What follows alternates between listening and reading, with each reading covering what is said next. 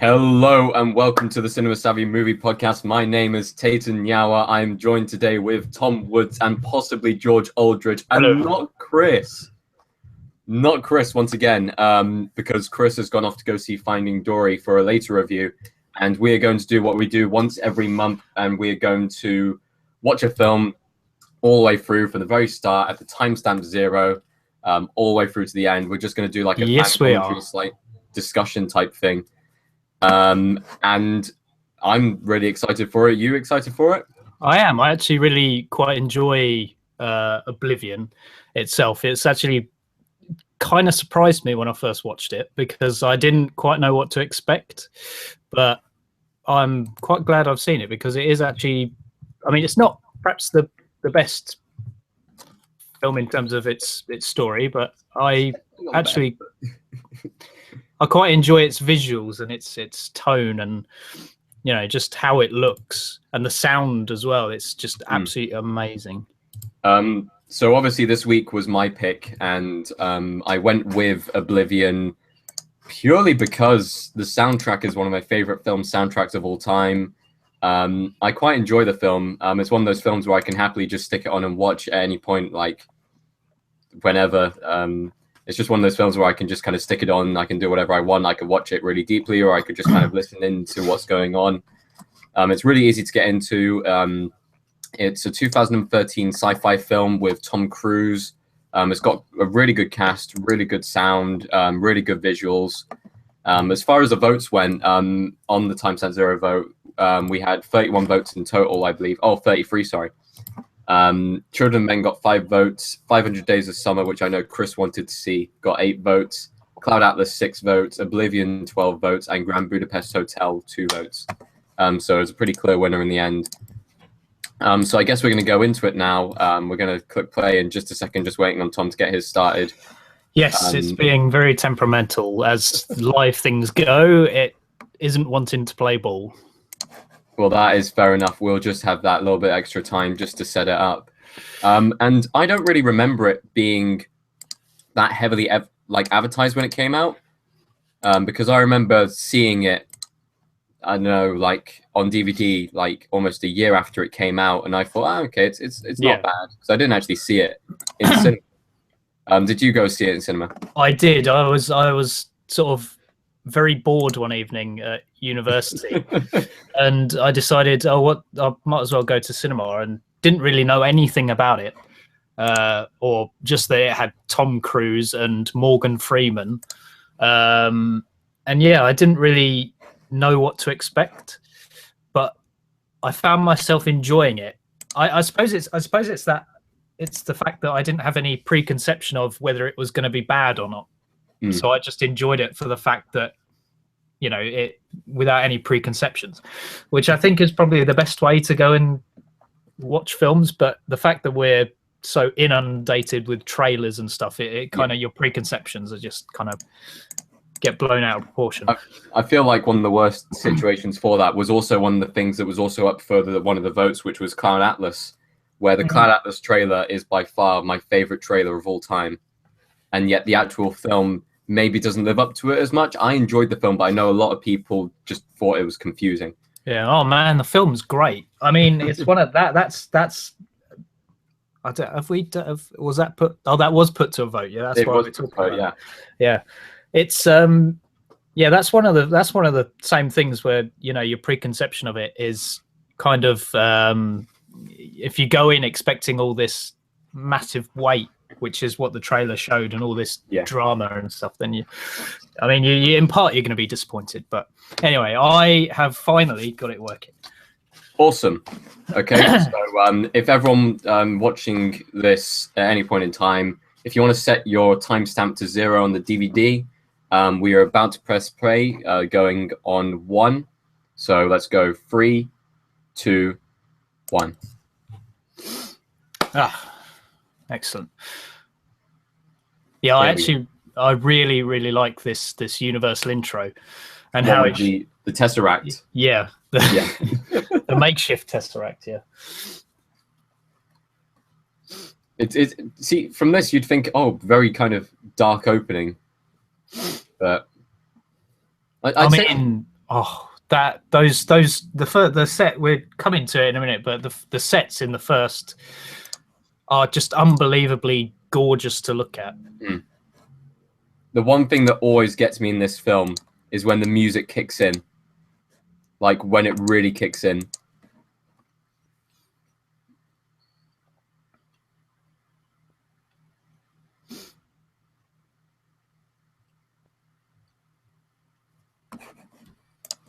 I need the name of the actors now, because that is really hard to pronounce actress name. Olga Kurylenko. That's the one.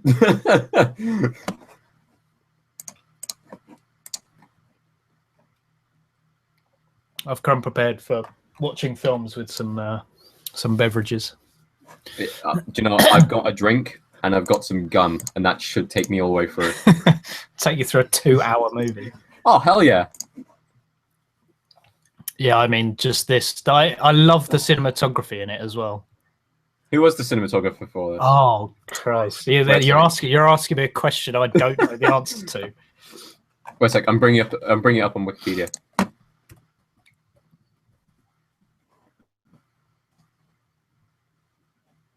See, this is a really good pretense here. I really like the way it was set up. Claudio Miranda. I mean, it doesn't take long to get into what actually has happened and the plot, as it were. No. Surprise, surprise, the same cinematographer as Tron Legacy. Okay. I mean, I didn't like Tron Legacy, but it was a beautiful film. It was very good to look at.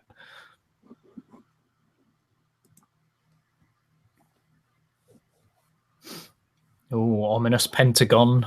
Ooh.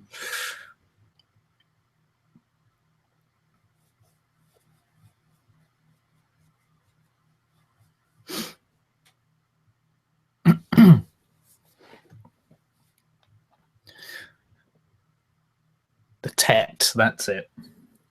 That's the name. It's big. It is. That is I want that running machine.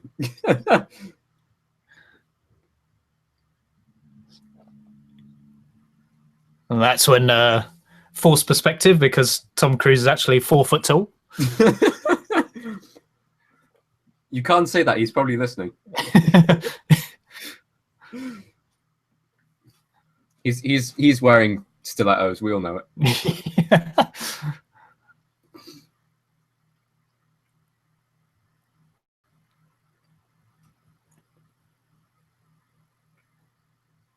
You see, I say that this film does voiceover quite well, because I don't really like voiceover in films too much. Yeah. Yet it's done well in this. It's done well in Gattaca, especially if you're telling a story. But sometimes it's just done for no apparent reason.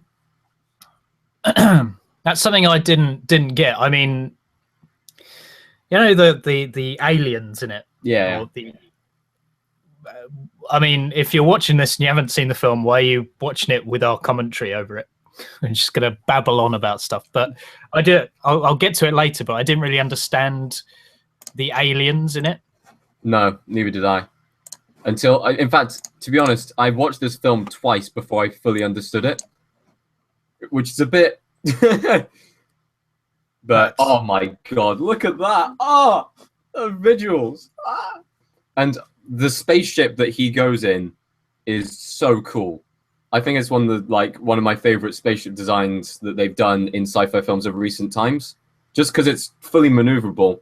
It's got like a really nice heads-up display. It just looks cool. Oh wow, that music though is really good. Mm. I forgot how good that music actually is. M83, they did a real good job with the soundtrack. I feel that this was actually kind of went a bit under the radar when it first came out. I'd say it's underrated, because I know that it didn't get the best reviews from some people, and I just think it's just a good goddamn standalone sci-fi film. Yeah.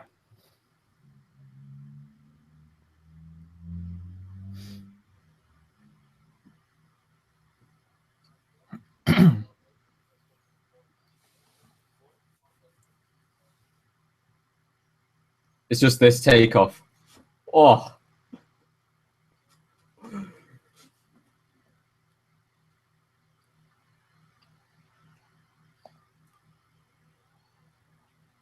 Yeah. So at the time, they're sucking up all the salt water, aren't they? Or sucking up Yes. oil and salt water.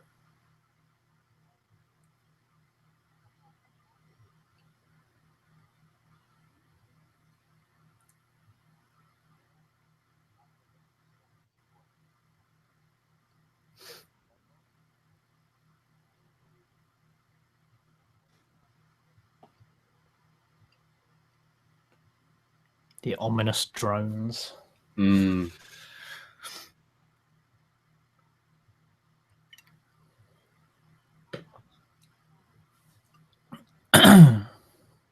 How y'all doing this lovely morning? Don't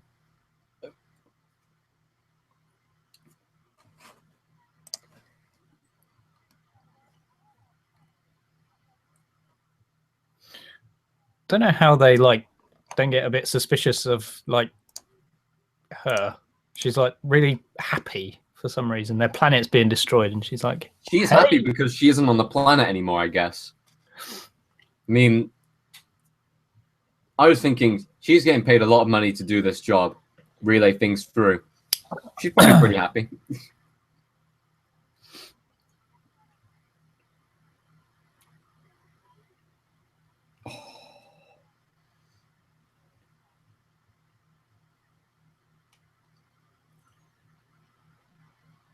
Just when the rain hits the just everything about this film is beautiful. Yeah. Mind you, a film that got a lot more attention and got better reviews was Edge of Tomorrow, Live Die Repeat. And that was the year after this, wasn't it? Yeah, I haven't. That's the one film I really was looking forward to going to watch, and I never got around to watching it. It's like Groundhog Day, but also it's like a war sci-fi film, if that makes sense. It does. It did look really good. Mm.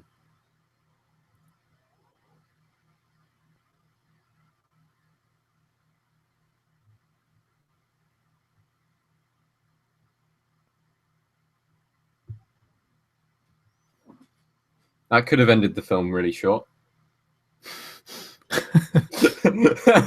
Just he crashed, he died. Oh god, that's the end of the film. Ah, good job. Over. Boom.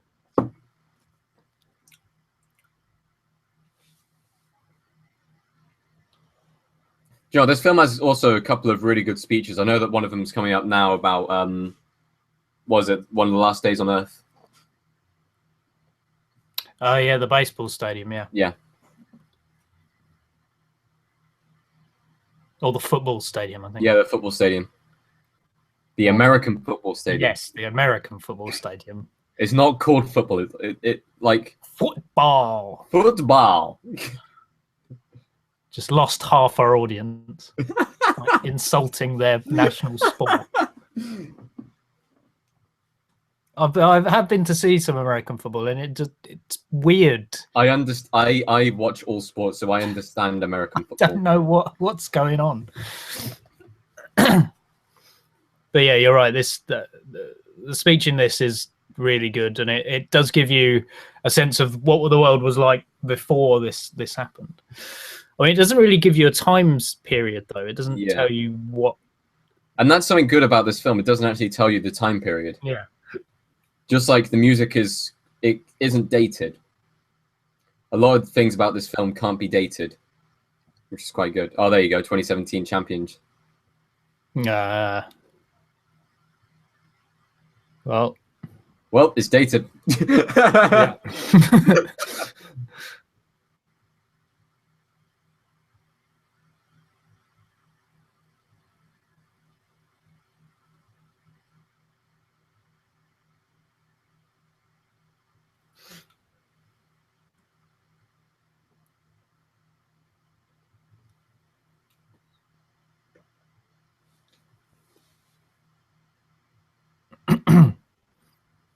You have non-specific teams. Yes. Because it doesn't want to predict the 2017 Super Bowl.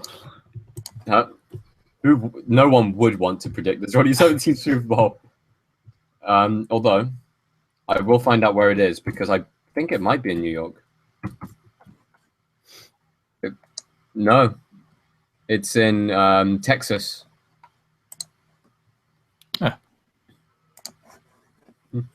It's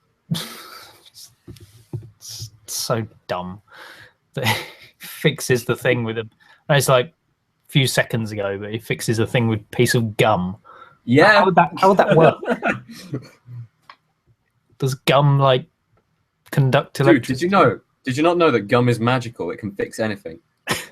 Bad breath, science fiction, technical drones. Yeah. Oh.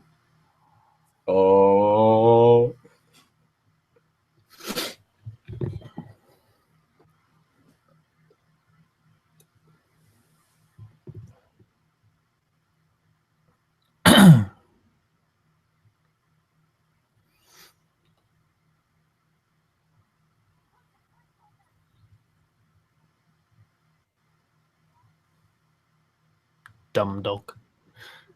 But it was really ominous. Mm.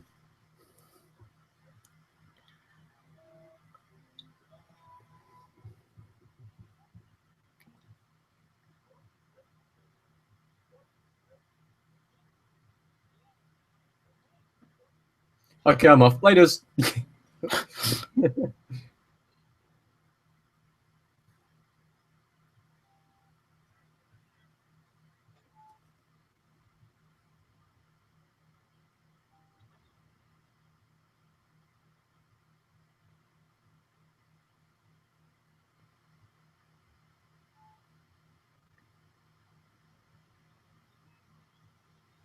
Okay, that shot with him watering the plant, that's my screensaver at the moment, by the way.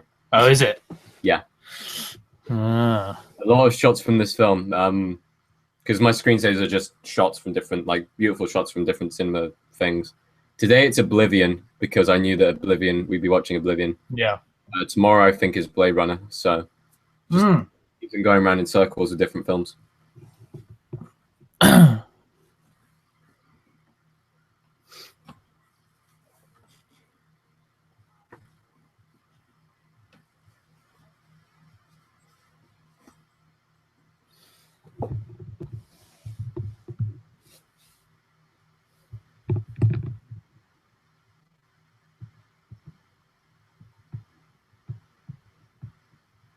That's pretty cool as well.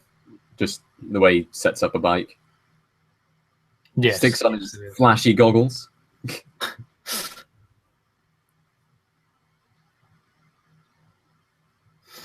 You know, when I first watched it, I thought the what's her name? The redhead woman in it. I thought she was pretty bad in it, but I don't know. She grew on me. What, is in acting or? Yeah, acting wise, I thought she was awful when I first saw it, but she's not too bad now. That music, really. See, sometimes the soundtrack makes films. I don't think that Lord of the Rings would be the same without its soundtrack. I don't think that Inception would be the same without its soundtrack. Like, some films do need a good soundtrack to go with them. I know we keep on talking about it, but it's a really good one. I mean, some of them. It is one of the selling points of the movie, and I think they were pushing it because it does overpower some scenes, and I think they were kind of pushing it because it is really good. I know that it charted the soundtrack. It got like, it didn't get high up in the charts, but it definitely charted. You don't hear many film soundtracks chart unless it's 50 Shades of Grey. That's a collaboration album. This was an actual soundtrack that charted.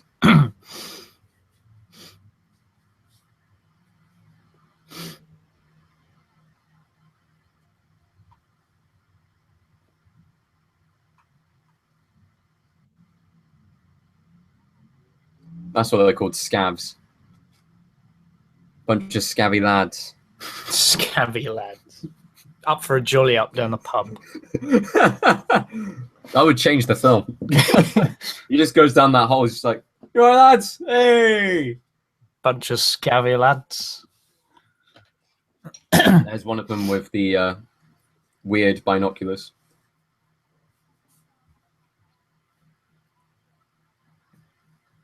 I do like the action in this as well. I think it's filmed in a way that isn't too Over ADD. the top.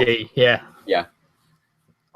And because it's Tom Cruise, he does a reasonable amount of his own stunts. Yeah. Because he's a nutter.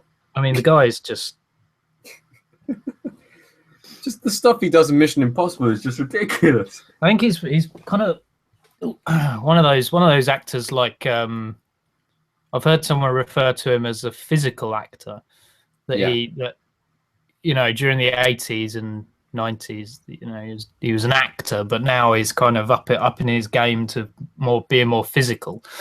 It's much the same as Keanu Reeves. I mean, you say what you want about his acting ability, but he is quite a physical actor. He does most of his own stunt work, which I really like. It makes it more real and it's more grounded. And I think they can film action better if the actual actor is performing most of the stunts. Yeah. Which means it's not so much a Michael Bay movie like action porn.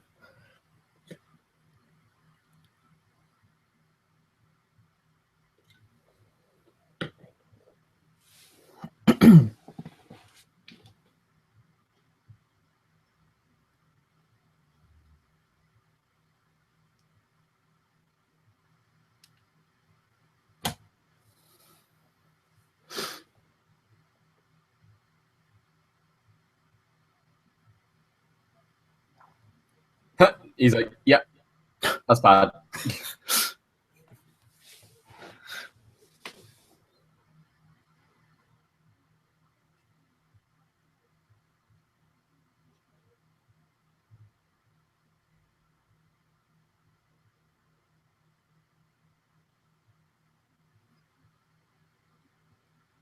Does look really good as well. Just the sets and everything.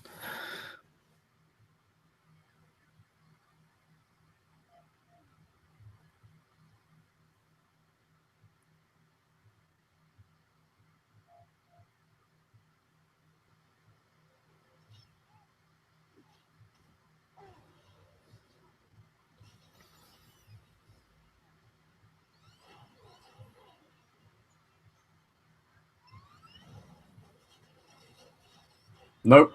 The guns are really good as well, and the sound effects for the guns are just awesome. That shot of him falling.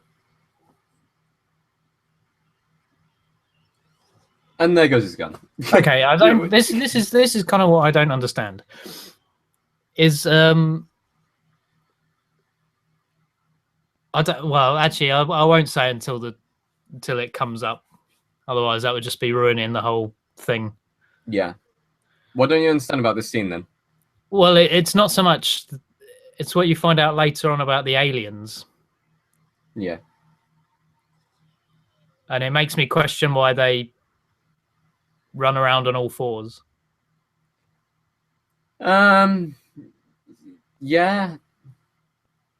I just never I was like, what?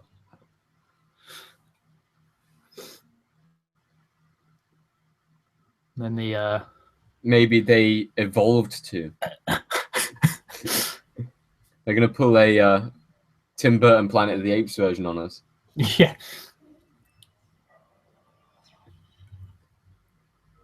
Oh. Drone's like, should I kill you?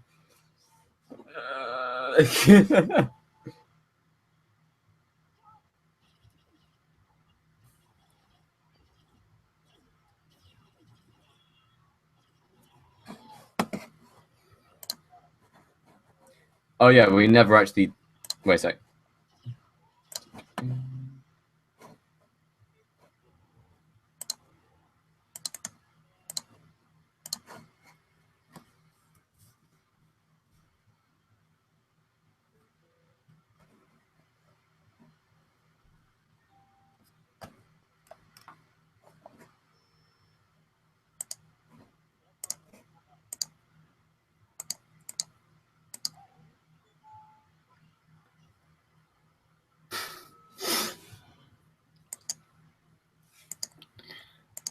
all the wanton destruction of drone combat. They took his bike. They took his job.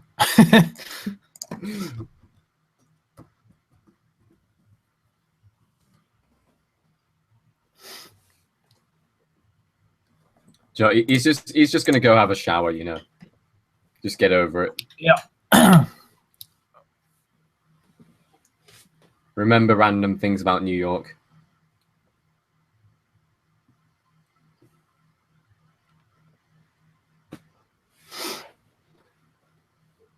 See, this is the Tom Cruise dad version where he owns one of those old rustic cars and he likes like refurbishing them.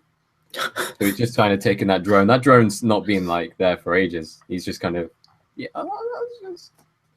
like his War of the Worlds. He has just engine parts on his table. Yeah, it's kind of the staple of Tom Cruise characters now. Mm. He's got to have something mechanical to do.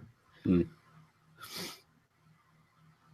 Oh yeah, another thing about this film. I know they just said it just then. The Lays of Ancient Rome speech, which he does towards the end of the movie. I did that as a monologue. Yeah, as part of an audition. It didn't get me the job, but it is one of my favorite monologues. I cannot remember it though. I learned it just for that, and I was like, yes, that is a good monologue. I'll go with that. Didn't get through.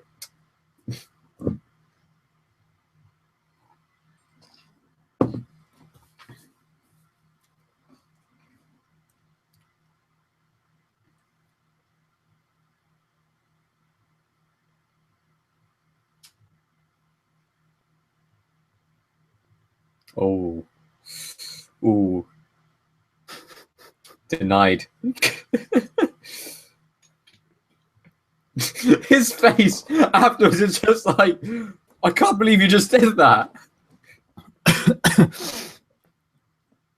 Girl don't like flowers. Okay. I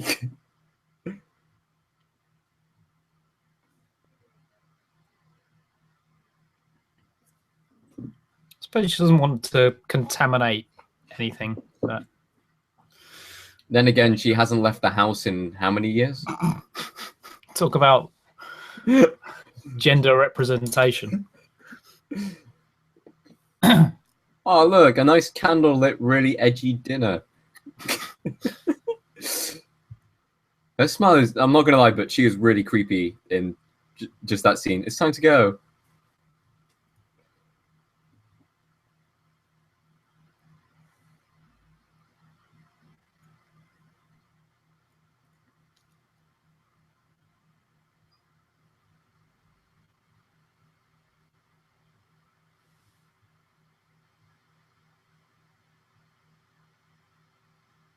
I'm sorry, but her ethic at this moment in time is I can't put the mission at risk, therefore I can't take any risks on anything.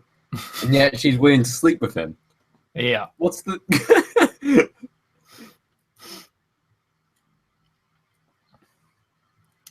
I have one thing to say, though. I want a pool like that. Yes. Same. That is such a cool pool. Except I think I'd get a bit nauseous with the view. You need it on like a 1,000-meter pole, yeah? Mm-hmm. Yeah, just suspended in air, in midair. That'd be cool. It's an infinity pool as well, just realized.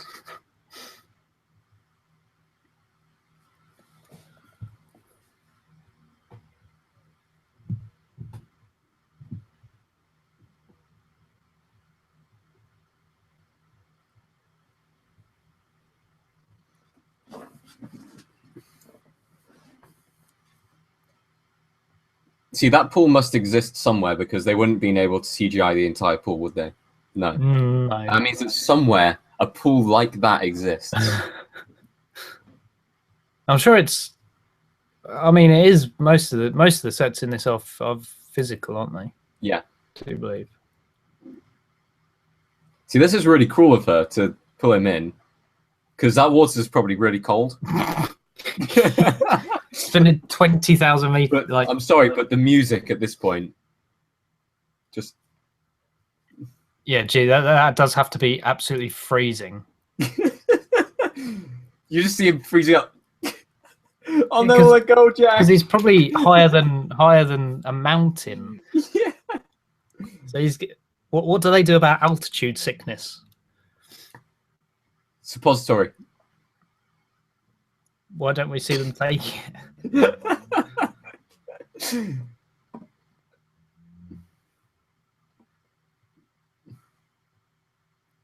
And then this really awkward moment. Oh.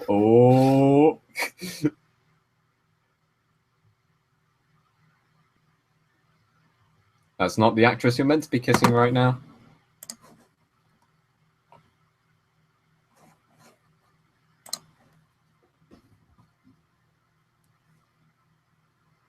Ah, lovely. The nuclear explosion. That was very cool when I first watched it. Yeah. Oh. Yeah, definitely the same person who did Tron Legacy. Because every scene has blue all over it. Yeah.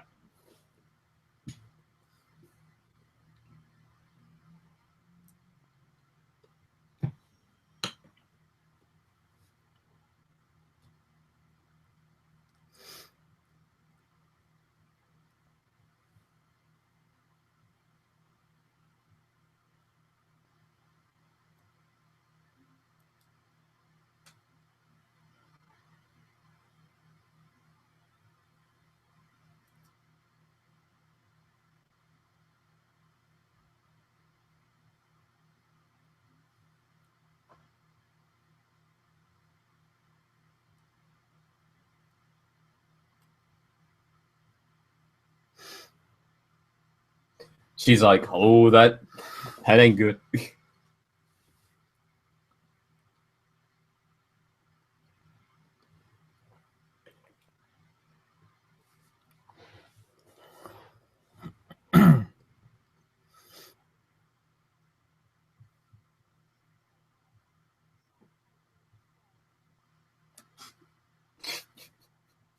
Damn right we are. Stop her.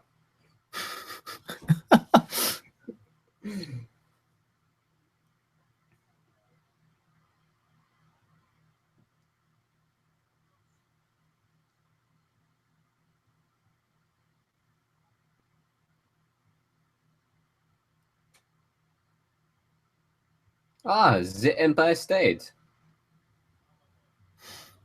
Oh. The flashback showed the Empire State Building. That's not going to come back to haunt the rest of the movie. Just the rest of the movie is just about the Empire State. Yeah. So its history, its heritage, everything.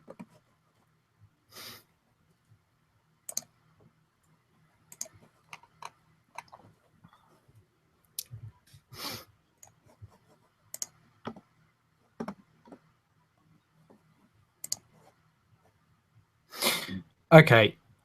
This is also something I don't understand, right? Because the skyscrapers in this are covered by dirt, and the Empire State Building is like there's like another 2 floors before you hit the ground.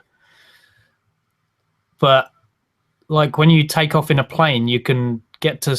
I think somewhere I heard this could be complete bullshit. Yeah. Complete. But surely it takes you less time to travel upwards into space than it does like to Scotland. So my question is, like, if they're on the big stilt thing and their house is on the, shouldn't they be like sucking like the vacuum of space? So what we're saying here is they're not really high, they're really, really high, and in fact they're dead because they're in space. Yes. That's what I was getting at. Well, I would assume because the clouds and the atmosphere, the clouds adjust to where the land is, I assume. Otherwise, we'd have clouds in the ground. So since they're above the cloud line, I don't know. Maybe I don't know. Maybe some science. Maybe they're in a valley, and that's why they're on the giant stick. Yeah. I'll suspend my disbelief for it.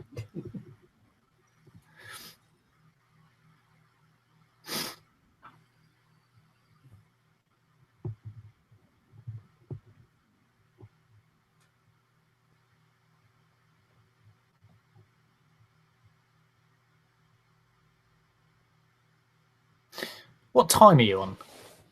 I am on 29, 47, 8, 9, 50. Oh, really? Oh, Are we at different times? I think so. He's heading past the waterfall now into the valley. Nope. Where are you? Nowhere near.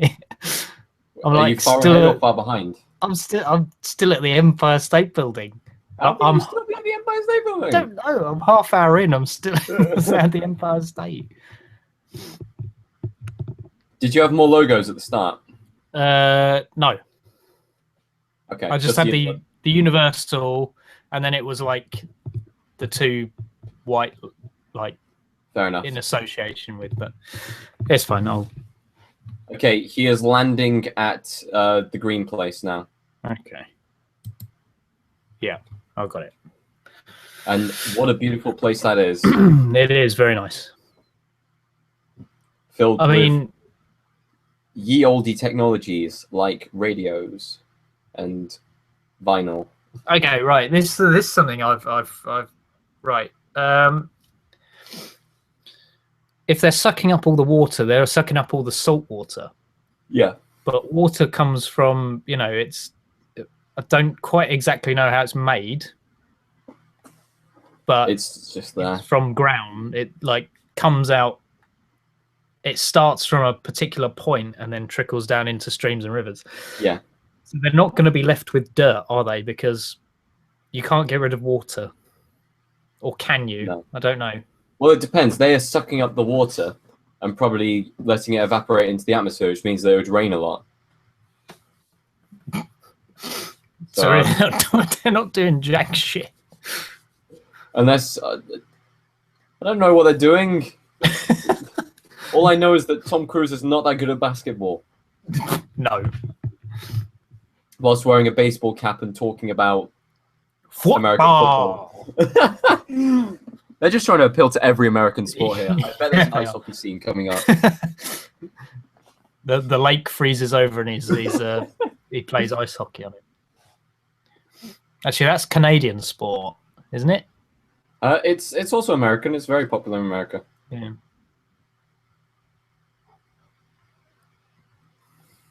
I'm just going to lie on some grass, and I'm getting paid to do this. I'd love to be paid for that. Well, just a really artsy film where you're just lying on a Yep. grass bank for an hour, Yep. and you get paid like $1 million. What does it mean? I think the message is in the cinematography, you know? You see the grass, it moves, just like the earth does.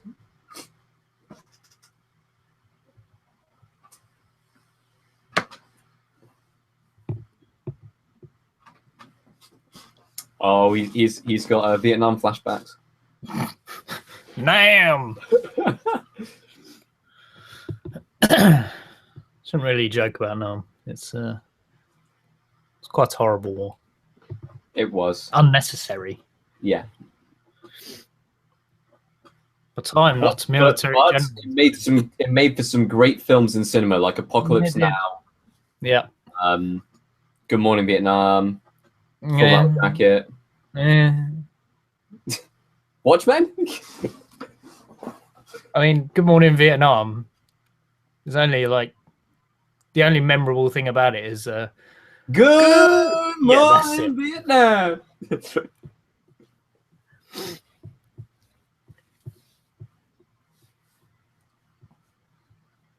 Stand down, Jack.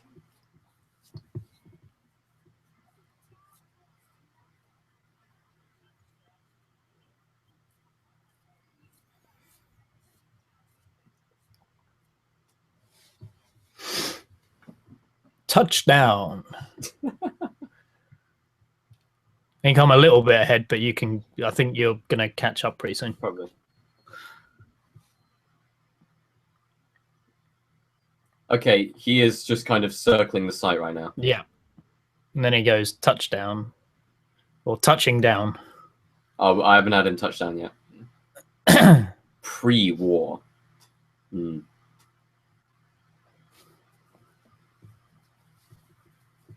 Jack, I order you to pull out. That's not what you said last night.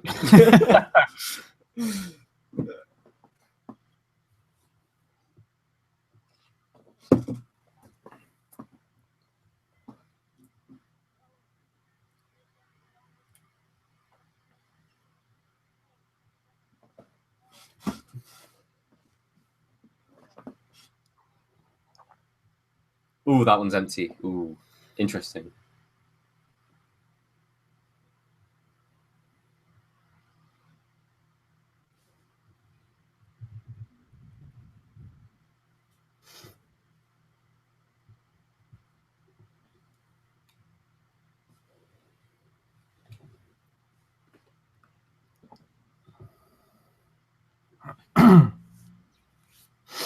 This is going to end badly. Yep.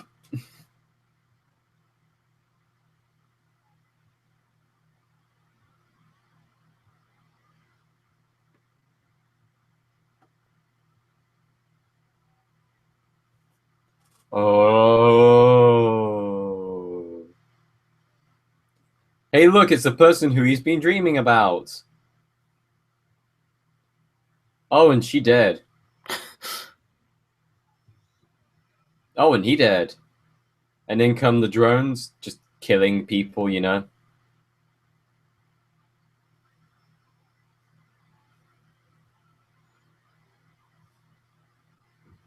Oh. Standoff.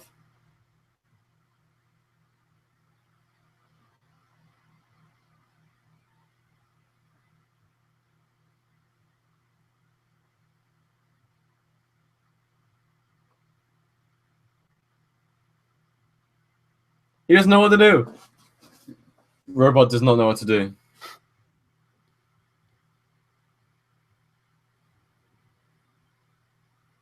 Ooh.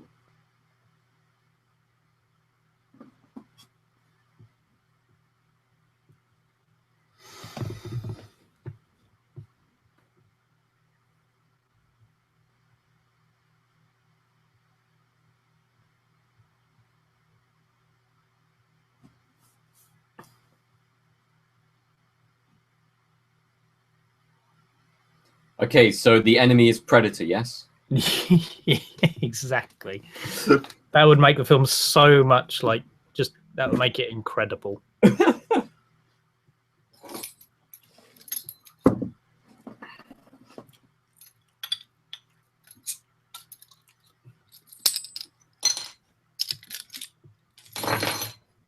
See, I want to see what her emotions like at the moment because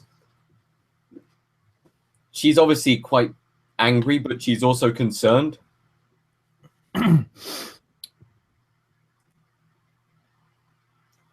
the pub bay doors, hell!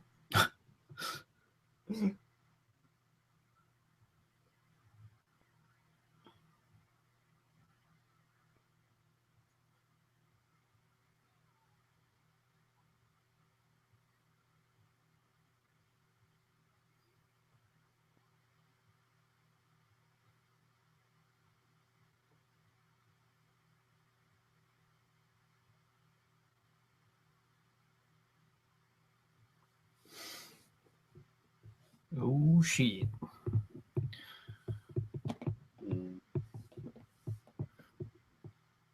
Ugh, lovely.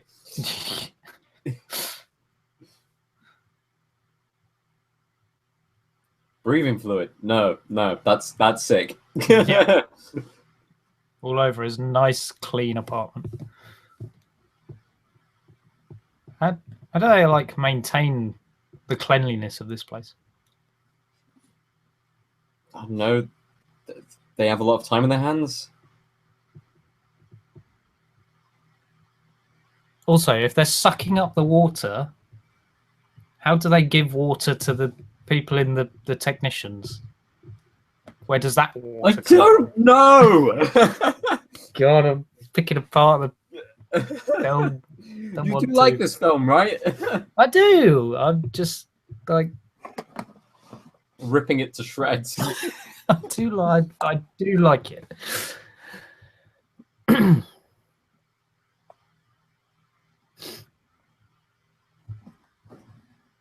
Hi, Victoria.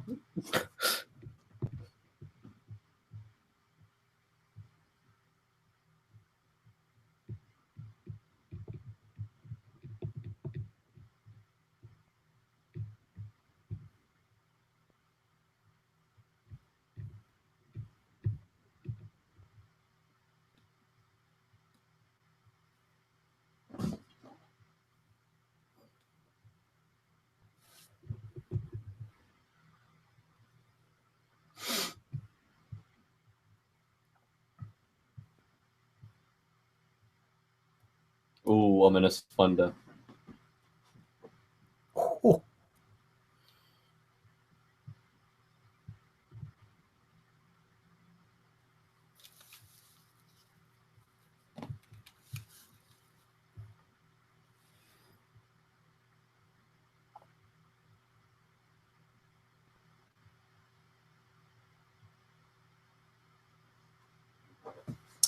So she's been asleep for 60 years. Yes. So she's old. Well, it's one of those sci-fi things that happens. Is they they don't age in cryosleep, even though I'm not sure that's how cryosleep works. It's not cryosleep, it's delta sleep. Delta sleep. That was it. Completely different. 100% different.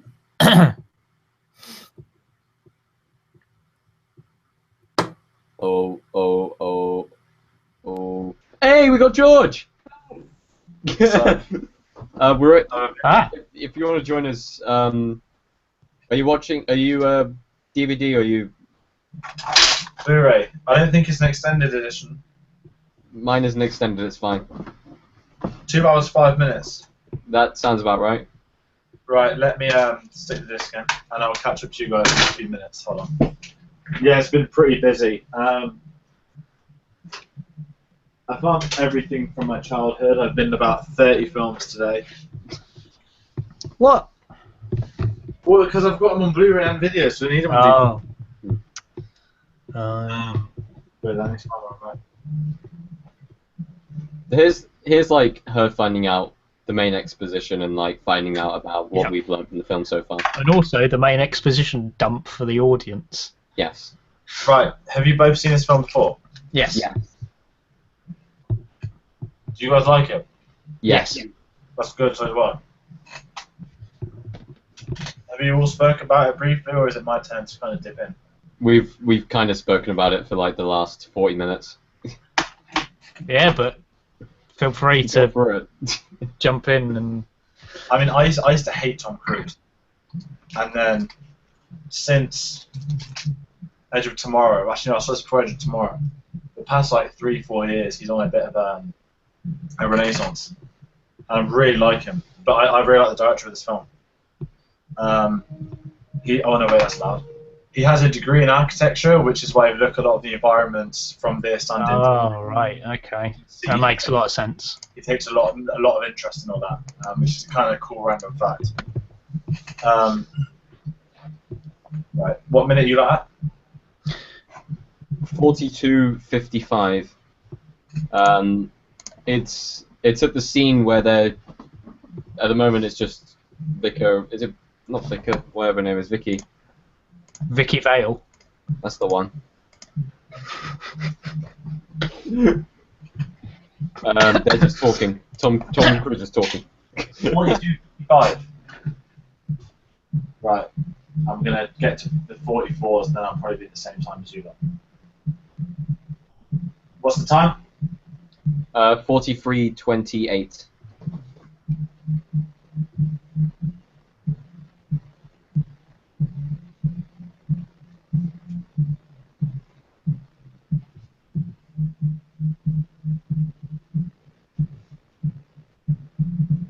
Right, what time now? Coming up to 44. Right, I'm gonna pause it. I'm on 44:22. Tell me when you lot are done, so I can literally start at the same time. Cool. What scene are you at? They're already done. What can you see? It's a long shot of Tom Cruise in the middle, Ginger on the right, Normal on the left. Oh. That's the fourth one. 44:22. Who's that? Oh yeah, that. Tell me when. I've got it paused and ready. And go.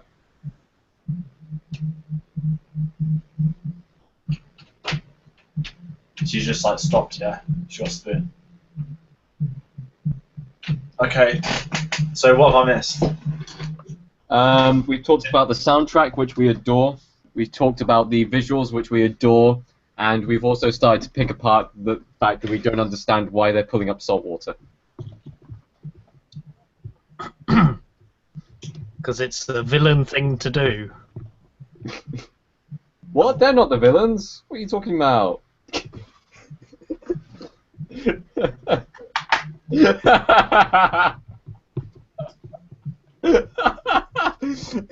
Nice one, Tom. I've seen it, but Whoops. if people that haven't, well, have you talked about the false marketing yet? False What? marketing? Yeah. Morgan Freeman on like every poster before it came out of the cinema. In the film for like Yeah, 5 but that just, I mean, you can pretty much tell the ending, what the ending is, or what the film is by the trailers. Okay, so she's trying to contact Jack, and Should I grab his hand, yeah? huh? She's holding his hand and she's laughing at her. No, Jack's just in the ship. Whoa, am I behind? Maybe. 45:54. Oh no, you're like 3 seconds ahead. No, at the moment, Jack has just stopped the comms and is now flying towards the old shipwreck. They were at the crash site. Have we got different copies of the film? I've got the DVD copy. You have the Blu-ray. Tom, I'm watching on Amazon. how long is your film? 2 hours? Mine is 1 minute, 1 hour 59, 32. I've got limited edition.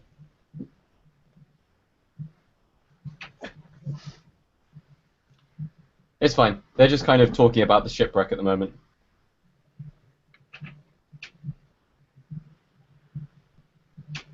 Oh. Scavengers. Ooh. Right, guys, this is really fucked up.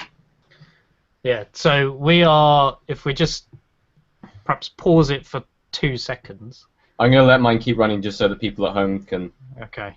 He's holding. I've skipped forward. He's now holding a gun. At this moment in time, Jack is holding a gun, yes, but he is looking around the crash site and the scavengers are kind of closing in. Alarm blaring. She's now holding the black box. She's just picked up the black box. You know what happened today? I was in the car, and where I live, it's an industrial. It's an estate, but it's not like a town. Like you have to walk 30 minutes to get to town, like most places. What do I find? A Blastoise that were in the car, and I couldn't catch him. And literally, right, I've got hooked on this Pokemon Go, like everyone in the world, which is why I'm chatting about it. And I literally screeched. The one I've been trying to find, I couldn't get. And he was in my own fucking estate. You know how hard that is to take? To tell people that I almost caught Blastoise, and they'll be like, why didn't you stop the car? It's like, because I weren't driving. She's screaming back. Okay, yeah, she's going off her nut because Jack's Yeah. just been kidnapped. I think I'm at similar times to you guys. Yeah, I think you are now. He's being dragged on a sledge.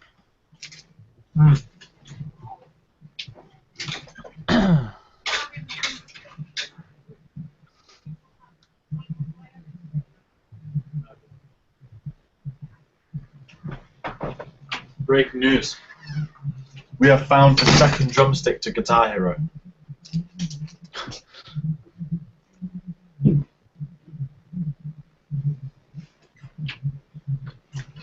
Hi y'all, this till 11 in the morning.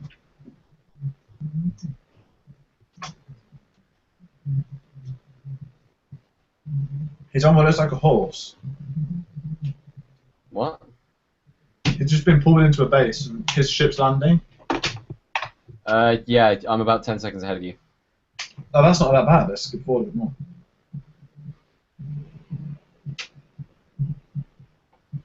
The ginger woman's chatting to the computer. Yes.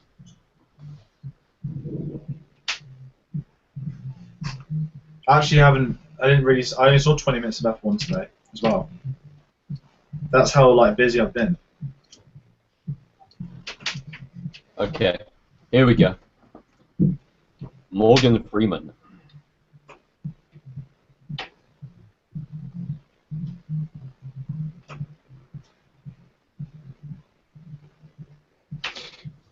Yeah, so I think it's time to say what I don't understand. Why Nicola Costa-Waldau isn't in this film more? That as well. But I forgot he's in this. yeah, except he's got both hands this time. Well, he had both hands when this came out, I think. Yeah. Morgan Freeman smoking a Cuban.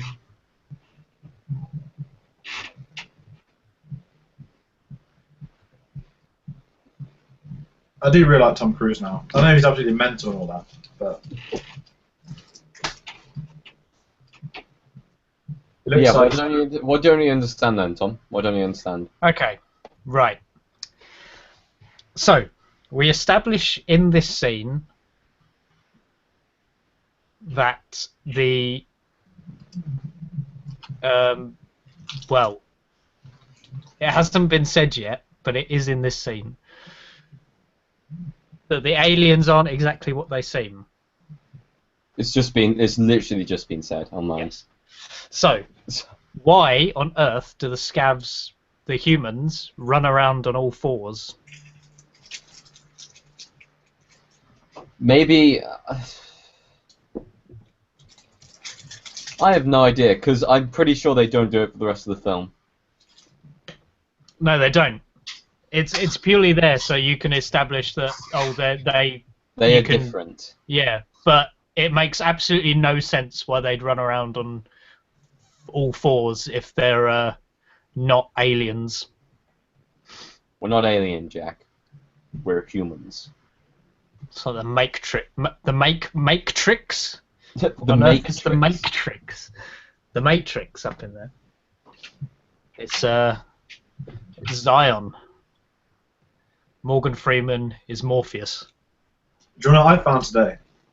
My Doctor Who trading card collection from 2006. I still have mine. I Right. also still have Yu-Gi-Oh. We've got all our Pokemon, Digimon. I've got some Pokemon cards, but not many. We've got like Ancient Mew. Turns out, apparently, as a kid, I was a big fan. And turns out my parents also liked collecting them because they're, I have this one I kept laughing at. It was a guy. It was like Cyberman, and it's just like this. Then it's like Cyberman in pain, and it's just a Cyberman doing this. It was so funny. I'll take a picture if I see him again. We have so much. The amount of Star Wars stuff as well is insane.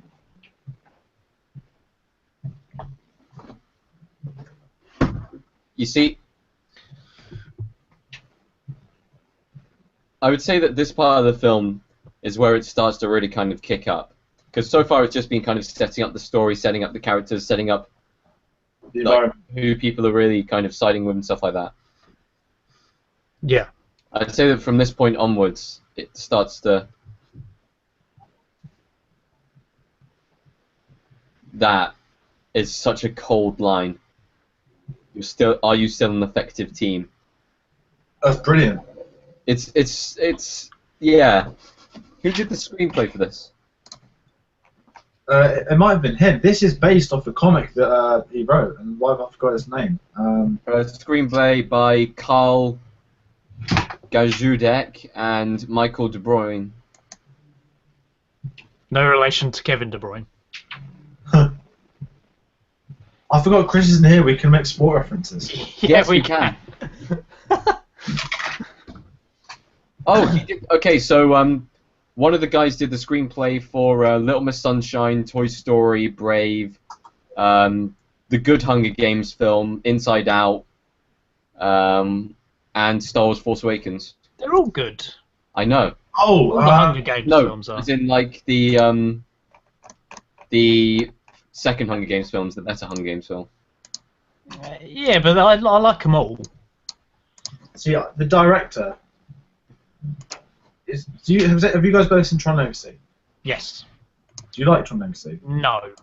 I quite like Tron Legacy. I really, really loved it. Like when I saw it at the cinema. The plot makes no sense, but it is good to look at. Really basic plot, but in terms of what you're watching Tron for, because the plot I- was just like See, getting out. See, I didn't like the first Tron film. That's fair enough. So Here he is, Jamie Lannister. Why? Lannister pays his debts. You can see in his stuff, although these are his two major films, he's done a lot of adverts, and I think he did one of the big Xbox games. He either did a Halo advert or a Gears of War. And there was talk of him doing a Star Wars originally, because obviously he's in good links with Disney. Which would be very intriguing. I'd love to see that. I mean, he's only 42. He's pretty young for a director, I think. I mean, the guy who wrote the screenplay, sorry, and he wrote for Force Awakens, so you never know. Yeah.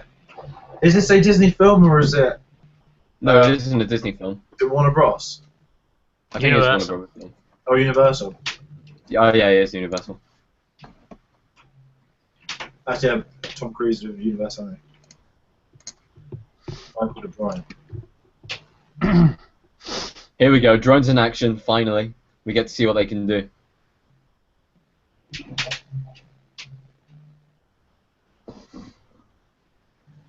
Oh, yes. Wait. This is one of the best action scenes in the movie. Michael De Bruyne is Michael Arndt. Yes. I didn't know that. Michael Arndt was kicked off The Force Awakens, however, they did give him a story credit. He was the one that had the ideas of, he had the basic ideas, but then he had Luke and the original three as the main characters, not the new ones. Yeah. Which would have made the film so much better. I don't know. Apparently some of his ideas were a bit too, you know, having Luke as the main character. It would have been different. It would have been interesting. I'd have liked It would have been different, yeah. Whoa!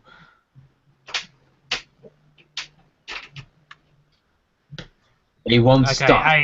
That's a real action. I'm sorry, but that is a real action line. They won't stop until they find me. That's a great, like, Jamie Lannister is so good at shooting guns and also sword fighting. Wait, did you guys see that guy get blown away yet, or am I really far out? Yeah. He's been given back his bike. That's where I'm at. Oh no, I'm a bit behind, but I just had the old woman say we've seen the same thing on the computer. Yeah, Michael Arndt would be very interesting his Star Wars script if it ever leaked. We still don't have a actual confirmed official title for this Star Wars Episode 8 yet, do we? That's what we thought they'd unveil at Celebration. Because it was leaked online a while ago that someone thought it was going to be called Fall of the Resistance. The Empire Strikes Back. No, Fall of the Resistance.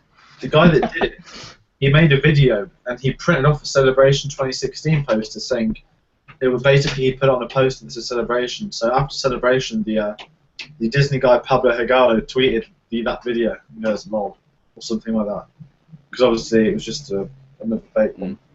I don't know when they're going to unveil it, because it's clearly not ready, or they would have done it. I think end credits of Rogue One. No, it'll be before that. Okay, we talk about the special effects in the movie, or the visual effects, but that CGI there wasn't great. No. They didn't. In some scenes, they didn't have to use CGI. But it's quite cool with him sending the message "Another Day in Paradise." That's a great song.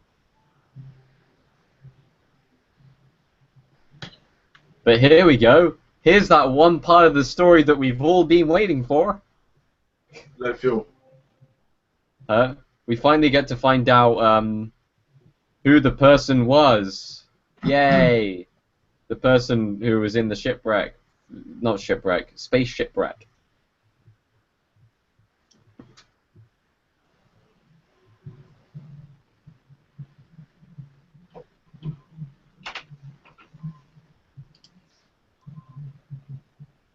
Who are you?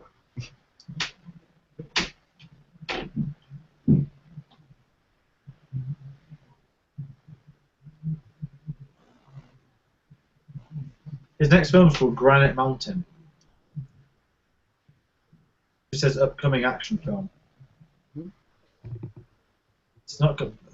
The only action film I'm looking forward to seeing is Raid 3 whenever the hell they announce that.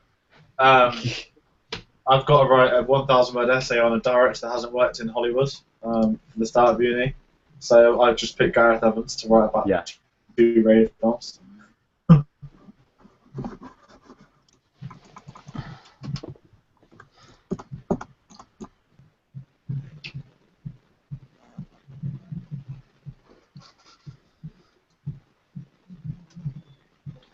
Joseph Kaczynski, he did Halo 3. He did an advert for that, and he also did an advert on Gears of War. Quote, an award-winning advert. I don't know really how that's possible. Okay, so there we've just had, I'm not sure whether you guys have caught up yet, but we've just had the big moment, the big kind of, the first changing moment of the film, maybe? No, it's the second changing moment. I'd say the first changing moment of the film is finding out that the scavs, or the scavs, are humans. The second changing moment of the film is finding out that she is his wife. Yeah. The third one is coming up. Because I say there was 3 big changing moments in this film. I still think it makes no sense, the scavenger thing. Walk on all fours. I know, but Like, we can put it aside because we enjoy the rest of the film. Go on, I don't know. Who are you? How far behind am I? He's just said. Tom Cruise has just said. Yeah, oh, no, that's where we're at. I've just got a little bit past that, but yeah, at the moment she has just shown Tom Cruise their wedding ring. The wedding ring. The wedding ring, yeah. So your DVD is shorter than our Blu-ray copies. Boom. Yeah. Yeah, right. I'm at the wedding ring now. I hate it when you get different versions. I know. I feel like, to be honest, the only way we could do it is if we all bought the same DVD copy, which we can't do. We never learnt on the day. Unless we all watch Dark Knight Rises, because there's only one version of that. Yeah. A good version. Hey, we could say it. Chris isn't here. Guys, go watch this film. No. Oh wait, have you guys, Tom? Have you guys seen this snazzy Blu-ray before? It was one of the biggest fails they ever did, right? You can take the cover's cardboard. What? So you slide the cover off to put like a fake cover on instead, and they thought it was going to kick off this big trend of new Blu-ray like artwork, and it never did. See this scene with showing. It's Oh, sorry. Go on. See, what I like about this scene, which I've literally only just noticed, is it's got the Freedom Tower in it, which I don't even think was completed by then, when the film came out. You know the music. Shit. You know the piano music. Dun dun. Yeah. It's the start of Fallout. It's the start of Fallout. Yeah, it is. The Fallout music. Oh. Oh God. Oh, it's oh. Someone's being very naughty. Wait, isn't this when the line comes? It will come in a second. Well, this bloody artwork's broken. I wonder if no one ever bought one. Okay, she's pissed. She's seriously pissed. She won't let him back in, will she? No, she won't. Okay, he's walking up to the door now, and she's just stood there waiting.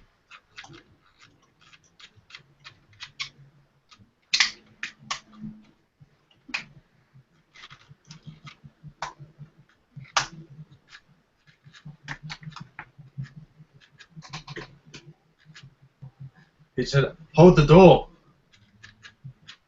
Oh. Ugh, don't reference it.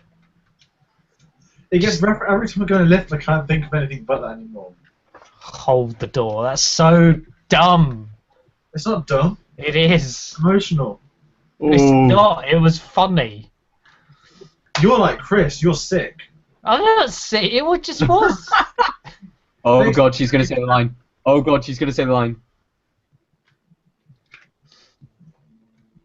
Tom, did you laugh at him having a fit? 'Cause Chris did. It was filmed Here we in go. really Poor, I'm having it a was problem poorly with my done, is technician. what I'm getting at. It just came out of left field and. Oh, here we go. Are you still an effective team?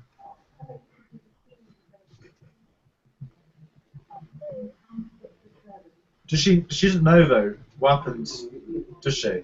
No, she doesn't know what was going to happen. And the door opens, and she's like, "Oh shit! No, I wasn't. No, no, no, no, no, no." And the prototype he's been working on just wakes up. Door chimes from subtitles.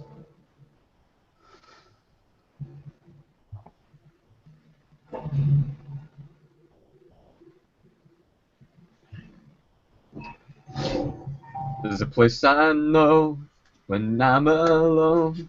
Do anything I want. Does he know what happened though?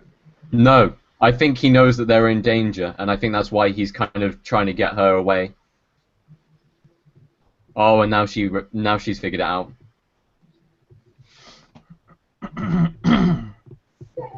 And now she's dead. You're ahead of Oh, us. that shot with the flames coming through the curtain.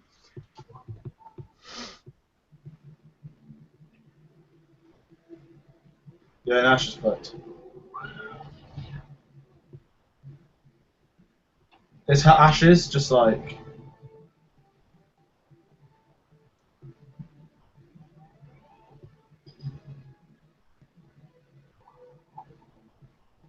Look at her, it's just brushing away her ashes.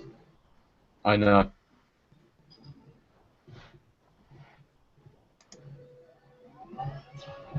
Okay, so Jack is now speaking to the tech. I still think I'm behind. Probably. What time is it? Half?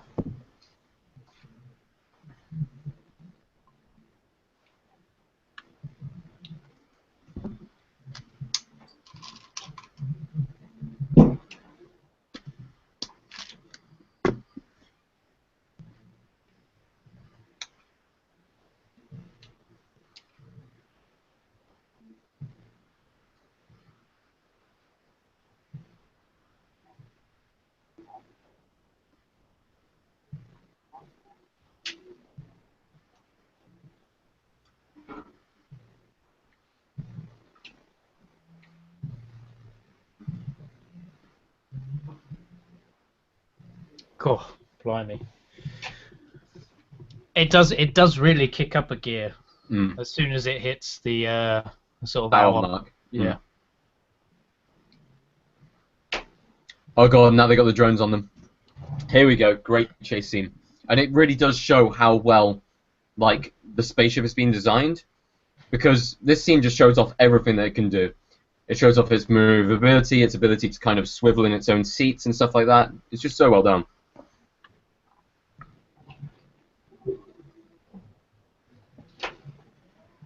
It's so video gamey in a good way. Yeah. But you It's can like clearly playing, tell. like GTA. I've been playing it a lot more recently because there's been new mods coming in that makes it look stupid realistic. And just like watching this is just like playing GTA. It really is. Oh, John, it's awful. I bought the Battlefront Season Pass. It's the first time I played Battlefront since like December.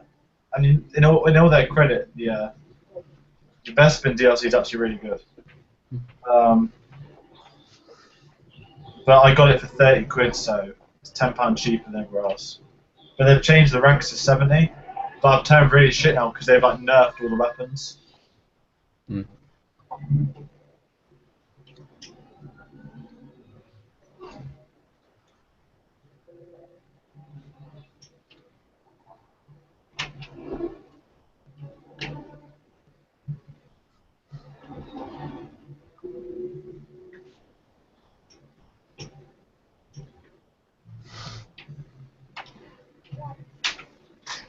You just have to take this all in.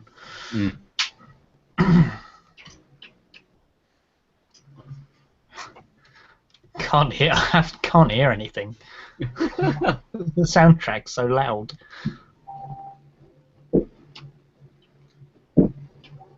One drone down, 2 to go.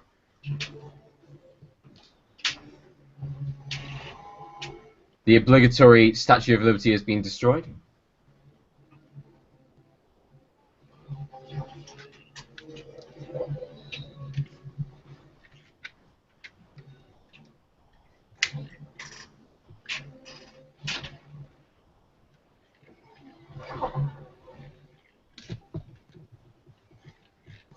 Two down.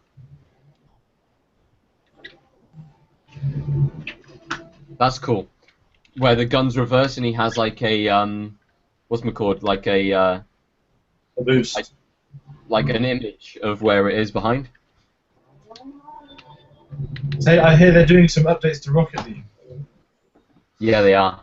Do you know what? Or I think there's a space-themed one coming out.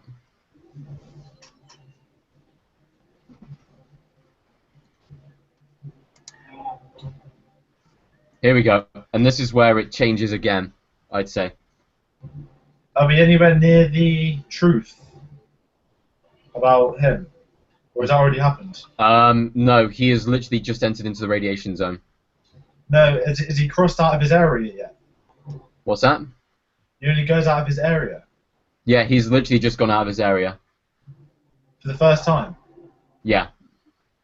So the big twist is near. He has just crashed. He is literally in the process of crashing, I see now. and the ship has crashed, and they have now crashed. I see. It's the little things like this which I really enjoy about it. It's just so different, so clever. Yeah. It's not clever. It's just. It's an original story. Concept. Like, Yeah. I don't think any film has done a concept like this. Yeah, I mean, there's so many where there are people are alone, crap like I Am Legend. This is a good spin on it. Thing is, though, I Am Legend would have been a really good film if they'd gone with the original ending. Oh, which was him being the actual last one. Him basically saving the creatures. Yeah, Instead of killing them. They said go, they didn't burn it. Mm.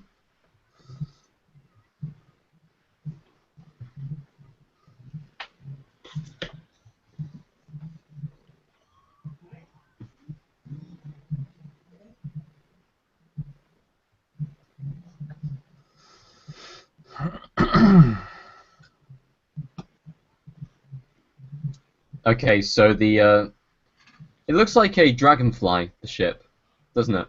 Yes. Yes, it does. What's a dragonfly? What? What's a dragonfly ship? Is that out of a film or something? No, no, it the just ship looks in like the a dragonfly. movie. Oh, yeah. I thought you meant there's some kind of other thing.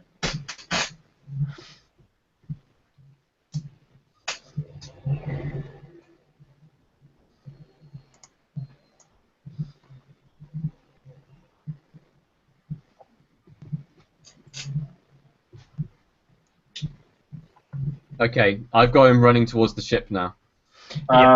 He's watching over the hill. I'm going to fast forward to you guys. Here we go. He's about to come face to face with Himself.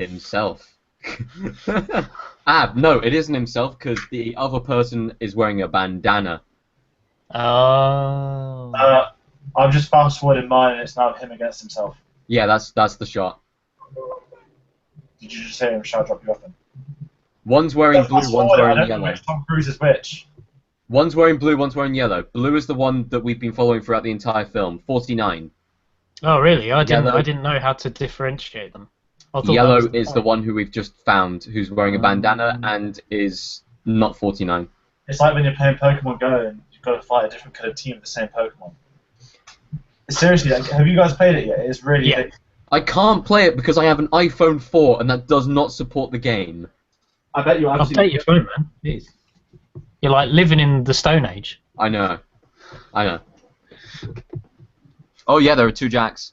And she's just realised. And she's like, wait, there's 2 of you? Which means Oh, Tom Cruise fighting Tom Cruise. This is what everyone's always wanted to see. If you wanted to know who would win in a fight between Tom Cruise and Tom Cruise... Do you want to know what's even more awkward? I found this today. I know you guys really aren't into wrestling. But do you know who this is? Yeah, Hulk Hogan? So this is a signed edition from 2K15, Collector's Edition. And then it came out that he was a massive racist. And my other signed one, Stone Cold, which is obviously sick. But yeah, the Hulk Hogan one's really awkward. Because, you know, I don't like, quotes, I don't like fighting niggas like The Rock. All caught on tape from Gorka. Mm. So, at the moment, Tom Cruise is choking out Tom Cruise. Sounds like every Scientologist's dream.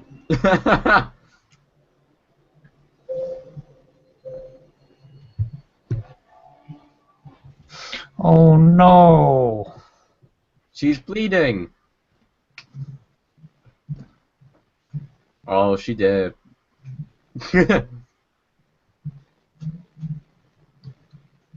Don't touch me. That's something I hear every weekend.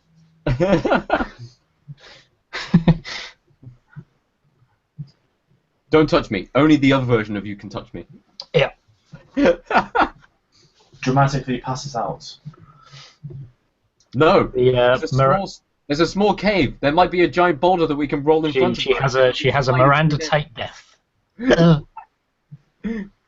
Guys, we put her in the cave, we then roll a boulder in front, and she'll be fine in 3 days. That she will. Tech 52. 52 is the person who we've just seen being tied up. Okay, right. 52 was the number of weeks in a year. So he has now got in. He has now got in 52's uniform. Okay. I think. No, I have a question. I have a question regarding the techs. Yeah. Right. So, if he is tech what 49? He's tech 49. He's just met tech 52. But so how do they not How do they not ask? Oh, where's tech 48? Because they're meant to not know about the other techs, so they don't realize that they're all like. There's more than one of them. Also, this tech tower isn't on a massive stilt. It's just on a tiny little one on the top of a mountain. Yes. Oh, and the interior is yellow instead of being blue. Because you need to differentiate somehow. Yes. I'm going to send you guys a video of what happened today. When I came across a classic DVD. Hold on. Wait a sec, this is pretty important scene. Because he's getting all the medical supplies and then he just kind of runs into her.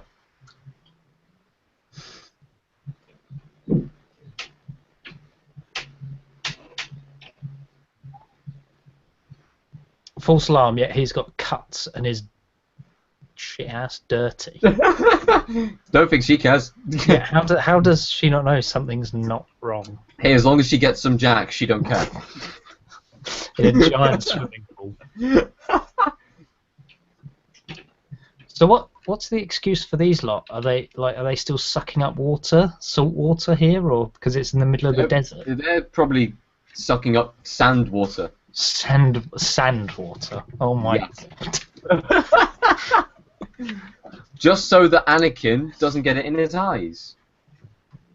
I hear there's a sand reference in Dory. Oh, what? A sand reference? I don't remember seeing one. Mind you, the best thing about, my favorite thing about Finding Dory was the Piper beforehand. I haven't seen it. That is the most beautiful animation I've ever seen. I haven't seen it. The I'll animated save it for the review. Because I got snaked out beforehand. my family snaked me out. There was an argument on WhatsApp. Oh, ow. What have you done, Tom? Stubbed my toe. Have you seen the video? No. It's worth it. Okay, Jack's starting to figure out what's going on, but not really. Like, he knows something is really up now because there's more than one of him. Uh-oh. Like he just wants to tell He's her. escaped. Houdini! He's Houdini. How does he not notice that his other version is not there? And why didn't the other version go and see what's up with this woman? That's gonna sting. I don't know what he's doing to her, but that's looks. Is he stapling her? It's a spray-on plaster.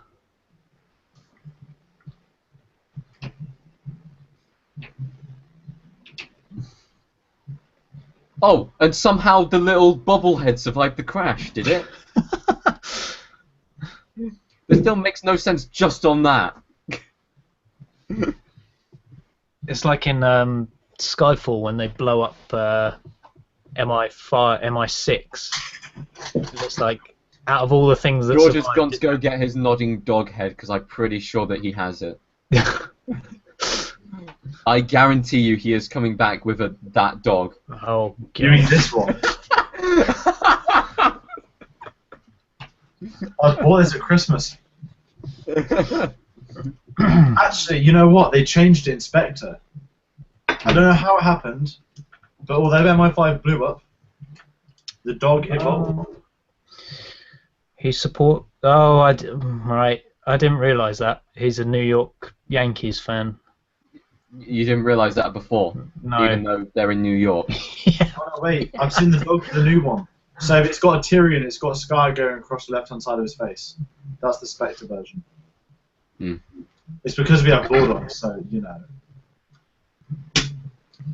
Because what we need here is sensual music. They've just been in a life and death situation. What we need is some raunchy action. Yes. Nothing gets someone horny like the fact that they've almost been killed. Actually, adrenaline might be higher. True.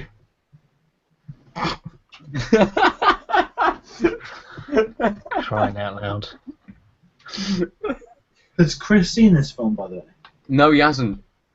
It's probably good that he isn't here because we'd be ruining the whole thing for him by like, conversing. Mind you, he's watching Finding Dory right now, but I know that he's also been going through Community recently. Oh, has he? Yeah, I think he's. Last time I checked, he was midway through season 2. So, did you see any of the paint? Did the paintball start at the end of series 1 or season 2? End of series 1. So you've seen one of them. Yeah. Which one's the not very good season of Community? 4. 4. I haven't seen season 6 actually. I have. It's okay. That's the new Hulu, isn't it? Yeah. The best. Yeah, Yahoo. Parks and Rec. Age of Yahoo. Parks and Rec. Nah. Didn't Google just buy Yahoo, or someone did? No, it is Yahoo. Who own it? Yahoo own Community. Didn't Yahoo just get bought by Google? I think so. Maybe. On the cheap.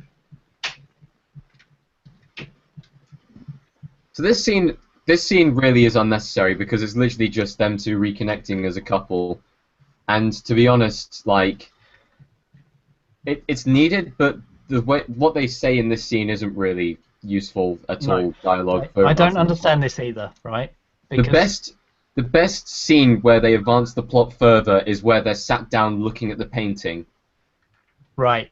I'm gonna say something. I don't understand this either because. Oh yeah, yes, we need cheesy music here. Right. They've known each other for like 5 seconds. No. I've read this. This takes over the course of 5 days. So they've known each other for 5 days. 5 However, days. he now knows she is his wife. But that doesn't change the fact that he has known her for less time, or the clone version has known her for less time than he's known that Victoria woman. I know, but Victoria died, so he's got to go somewhere else for his day. So he's just throwing use and lose. Dude, his wife is his rebound. Could this film be America after Donald Trump is in charge? Oh. Oh. Getting all political up in here. Oh, I just saw a Donald Trump news article that he's been mocking dead soldiers' mums and stuff. Oh. I literally haven't been on like a computer probably the last 2 days. I'm just catching Yeah, up.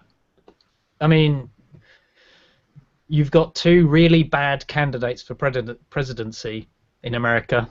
Like, what do you do? What is the lesser of two evils? Neither.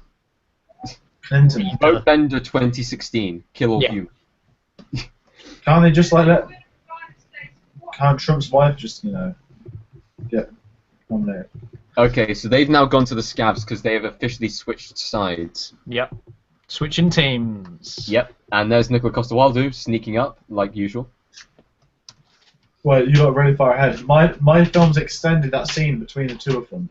Wait, so you've got an extended scene between them two bonding? They were just like hugging, yeah, and I just realised that you guys are really far ahead. Oh, he's yeah, just Morgan Freeman is now back, and we've got one of the best speeches in the film coming up with the soundtrack really kicking in again. And also one of the best action sequences in the film. Yes. See, I've got mine really quiet, so I kind of appreciate the soundtrack. The soundtrack is just the one thing you need to appreciate. Yeah, man. It's on my TV, and you guys are on my computer, so it's in this unfortunate situation.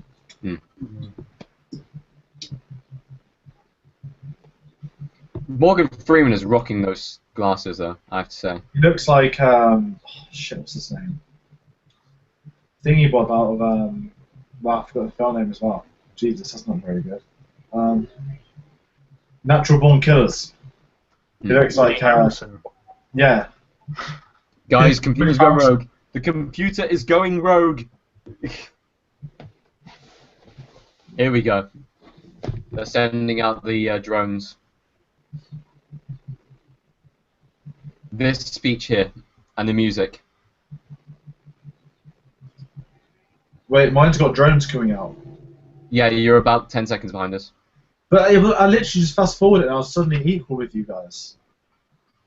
Can we please just appreciate this scene for a second, because this is one of my favorites, and we'll also appreciate the picture scene.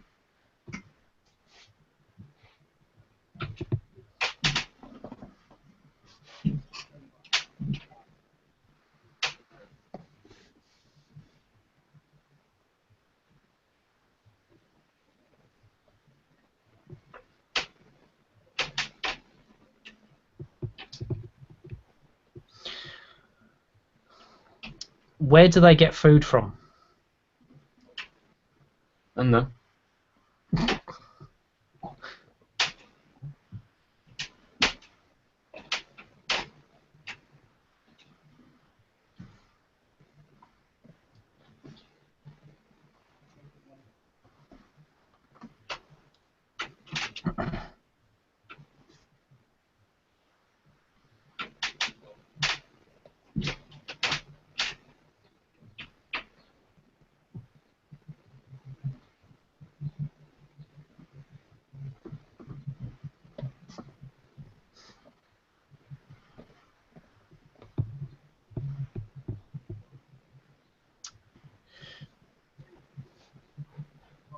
I mean, I know you don't know where the tech came from, which I quite like. Yeah. And the reason I like it is because you're in the view of the characters, and everything sort of outside their worldview doesn't make any sense. I think the mystery of where it comes from is greater than what answer they might have come up with for it. Yeah.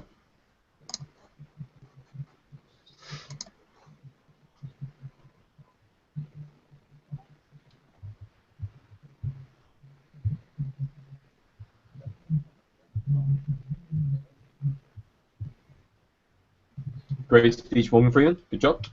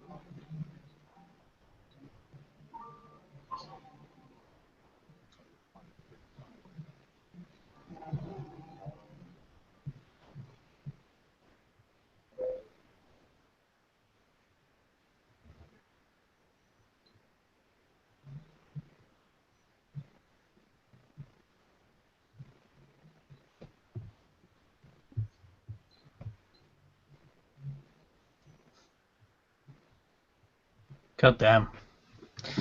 That music. Ugh. Oh.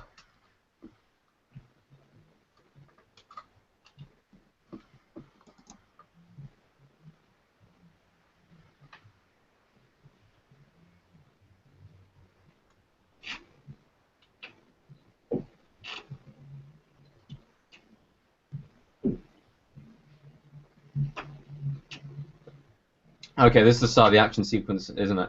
Yeah.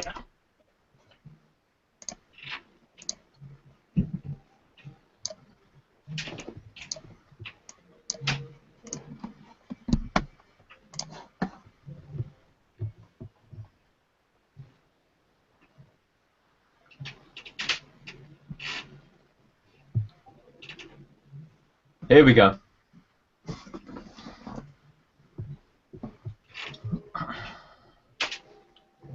I like this gun that they have. Using the old drone to just kind of as the shield and also the gun. I like it.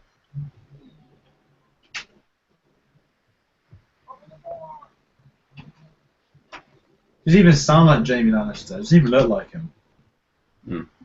I guess that's a good thing, but still.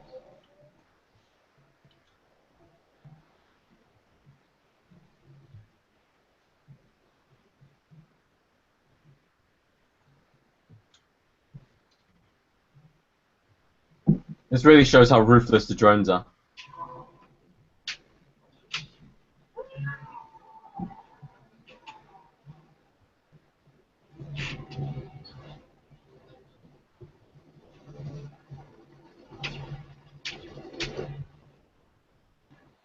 Oh man.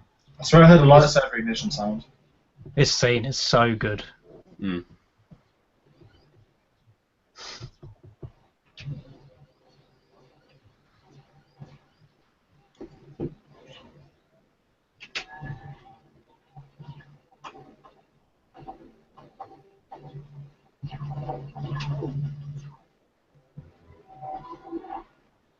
That's quite a cool tracking shot with following the drone.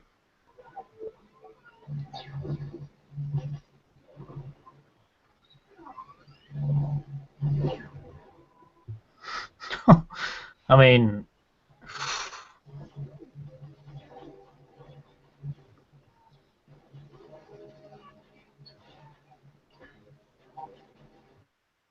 wow. Here we go. Morgan Freeman, get in that machine. Come on.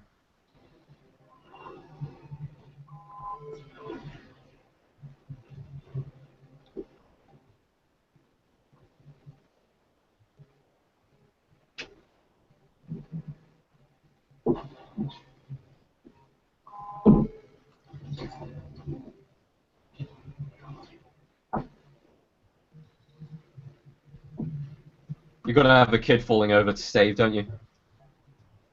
Wait, Morgan Freeman's only just got the machine on mine. What's that? I got an extended fight sequence. Lucky you.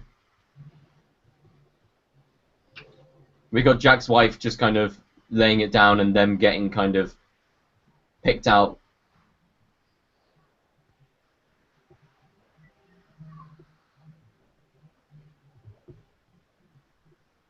Jamie Lannister, hero.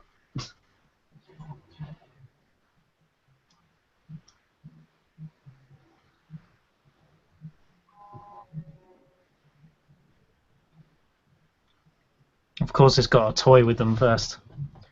Yeah.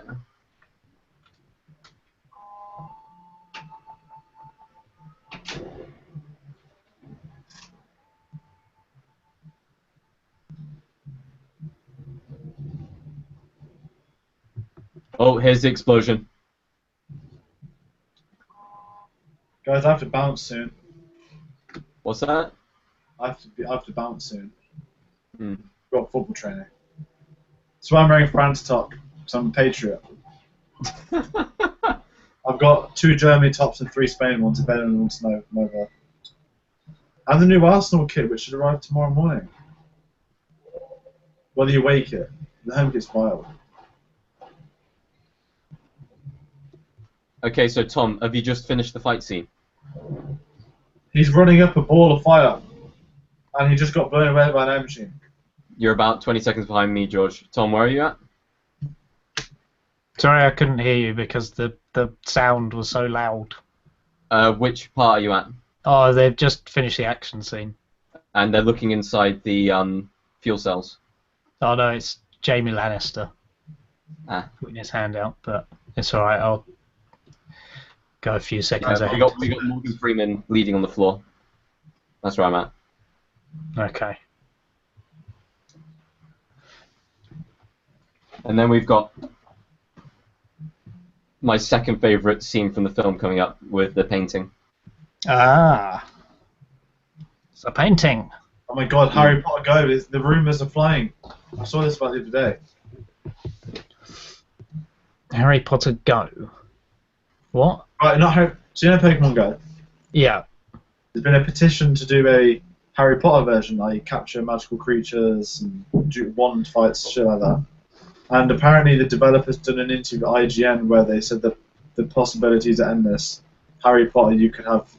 Basically, the developers are speaking about Harry Potter, so they think they might... Yeah, but that's... I mean, it doesn't confirm anything. Guys, wait a sec, we got the scene.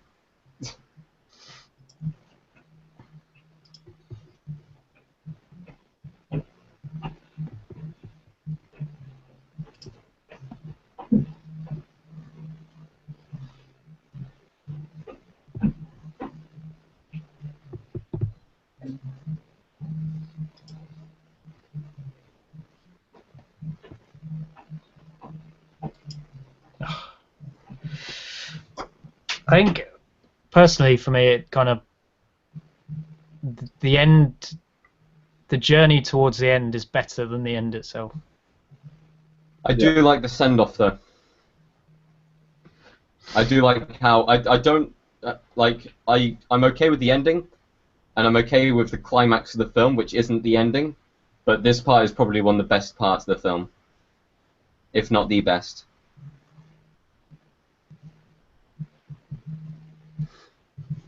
Just the music, just... Guys, one of the things that Pablo Higaldo's tweeted from the Head to Lucasfilm.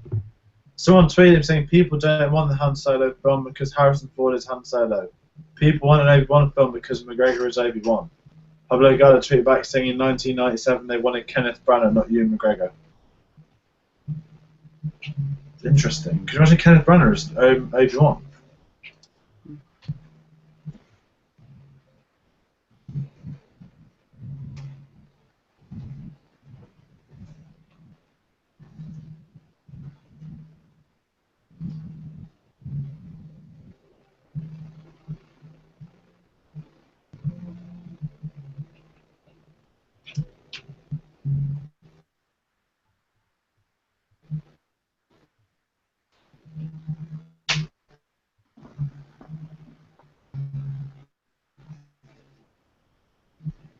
Okay, so Tom Cruise is now listening into the black box. Yeah.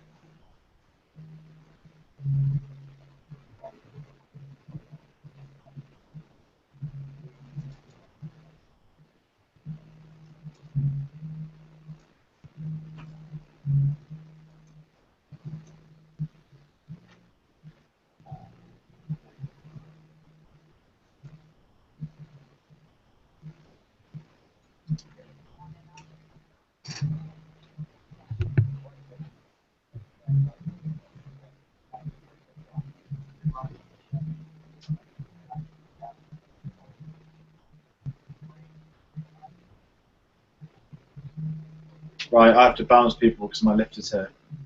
Okay, dude. Later. The next votes is apparently my choice, but I think it should be Tom's because he hasn't had a film yet. Yeah, I'm happy with that. And final thoughts is I like this film, but I feel really weird because I've kind of come into it late. And it's a yes. But anyway, I will catch you lot soon. Okay, Alright. later. See you later.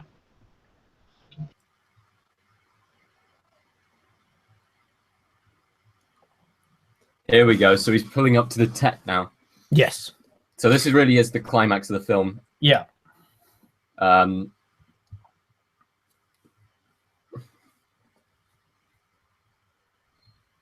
Sally. I have to say, I'm not gonna lie, but it's one of my favorite final lines to kill off like someone. Like it is probably one of the best lines.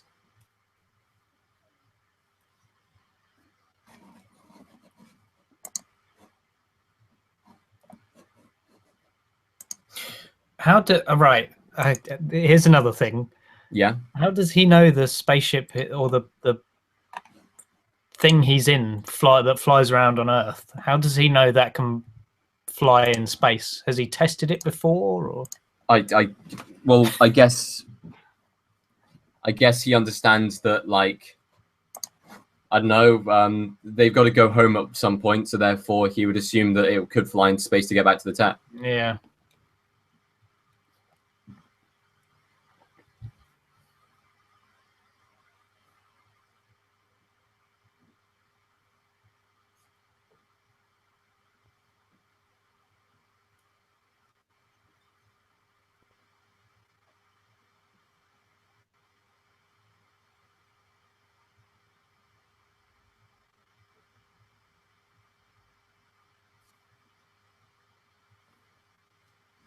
So now they're screwed.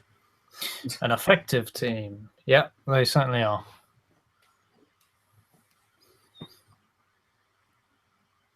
Tom Cruise is like, yeah, I'm going to jettison them. I really want to jettison them.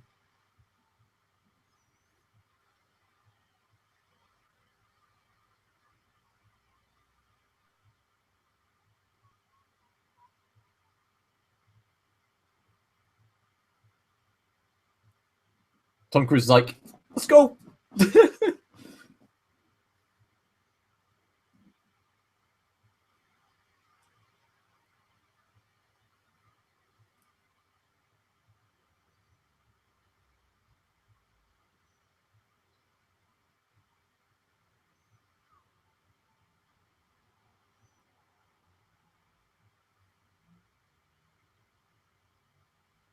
That's quite well shot there of how he gets back into the cabin.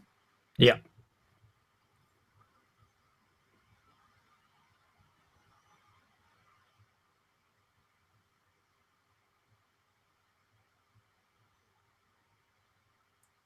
And he jettisons away.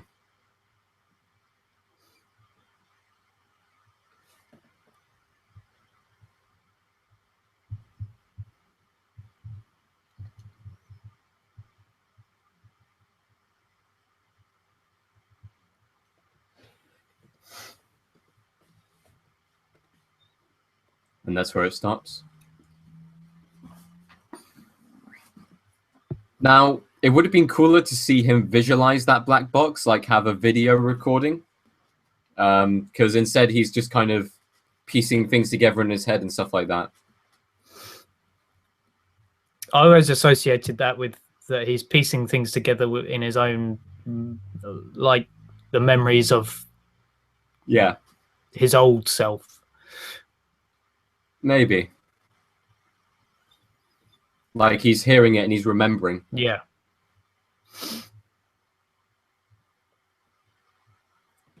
And then he sees all of the drones. All of them. I have to say, the tech, very impressive building. Massive waste of space. Well, I suppose it's not really built for humans, is it? Doesn't really look like it's built for anything other than drones. And as we were about to see, cloning.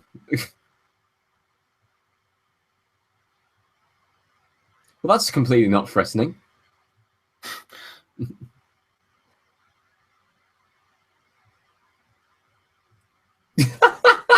I'm sorry, but that line, I'm just excited to finally meet you, Sally. He looks so scared.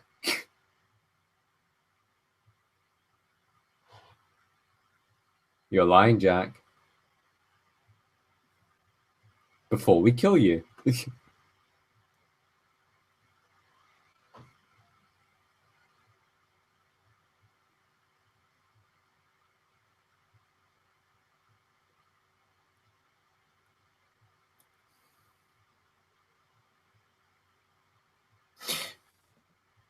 Like, who built it and who built all the lights inside it?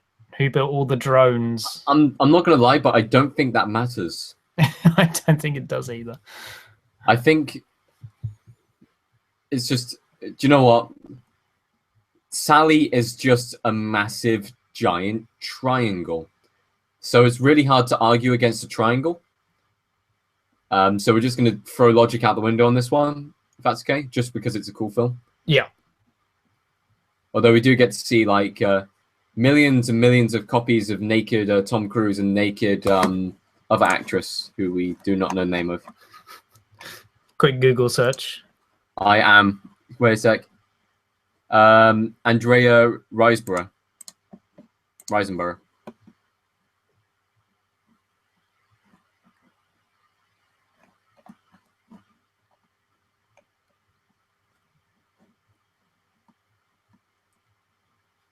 Oh, was she in Birdman? What was she in Birdman? I have no idea. She was apparently in Birdman.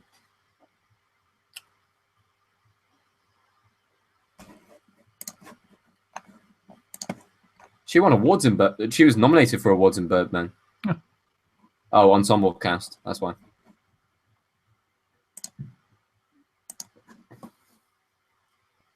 This is the speech I did.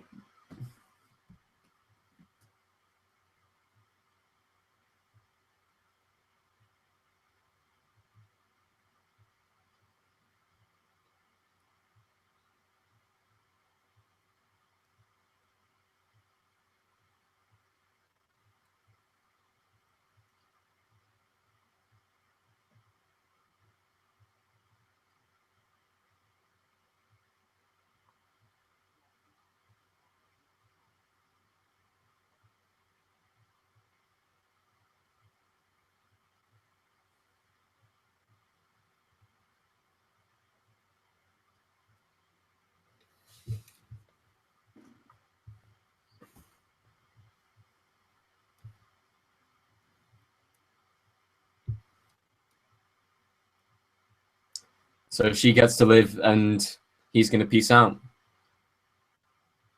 And she thought she was going up to the Tet. Yep.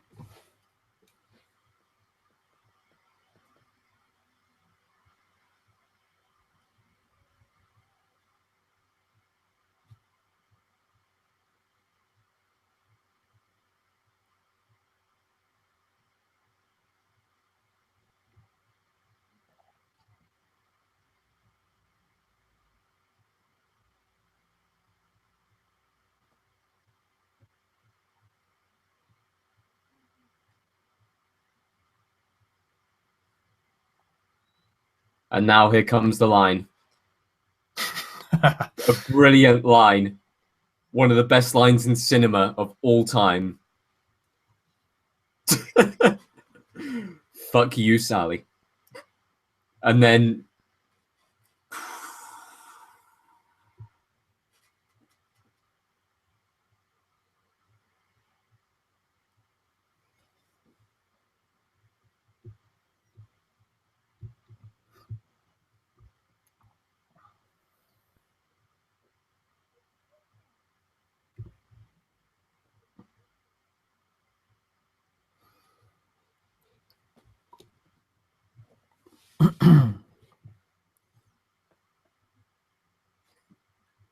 You see, in films, I like bittersweet endings.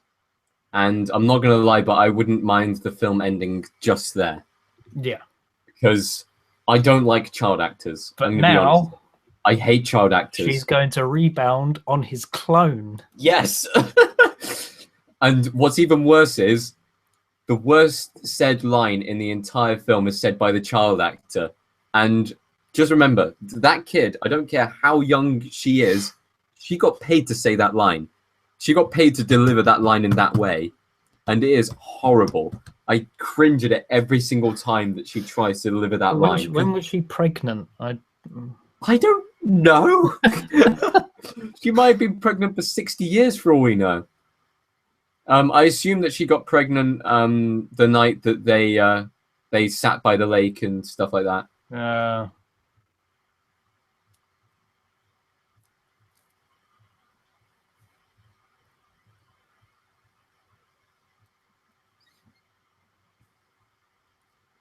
See, even though I think it should have ended over there. I do like this idea of them kind of emerging. I don't like the idea of her like having a kid. Where are they all gonna sleep? All the survivors? I don't know, but he looks like he's had a shave.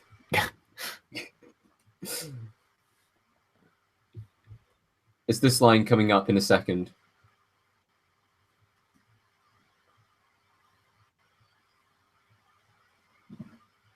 $52. That's the other Jack.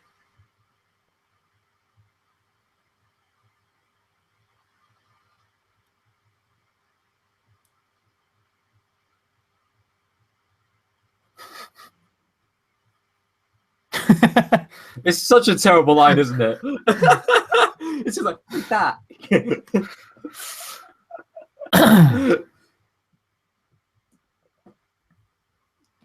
Jack Harper, number 52, Home. And then the title song, which is one of my favorite songs of all time, just to play us out. I get goosebumps sometimes when I hear this song, just because of how well it's composed, because of the singing from Suzanne Sunfor. It's just a really well put together song, but I'm just going to dim it down because I can listen to it anytime. Yeah. So discussion on this film for just a little bit before we sign off, just to kind of say our thoughts and stuff like that, and it might give you enough time to think of 5 films very quickly to nominate forward that we can put up for the poll for the next film. Yes. But personally, for me, this is a criminally underrated sci-fi film. You don't hear anyone talking about it. And we've just kind of talked about it for the last, 2 hours, and we both thoroughly enjoy this film. The acting... I mean, there are some plot holes. But... There are some plot holes, but to be honest, in sci-fi films and in some fantasy films and in action films, you're able to put those aside. Yeah.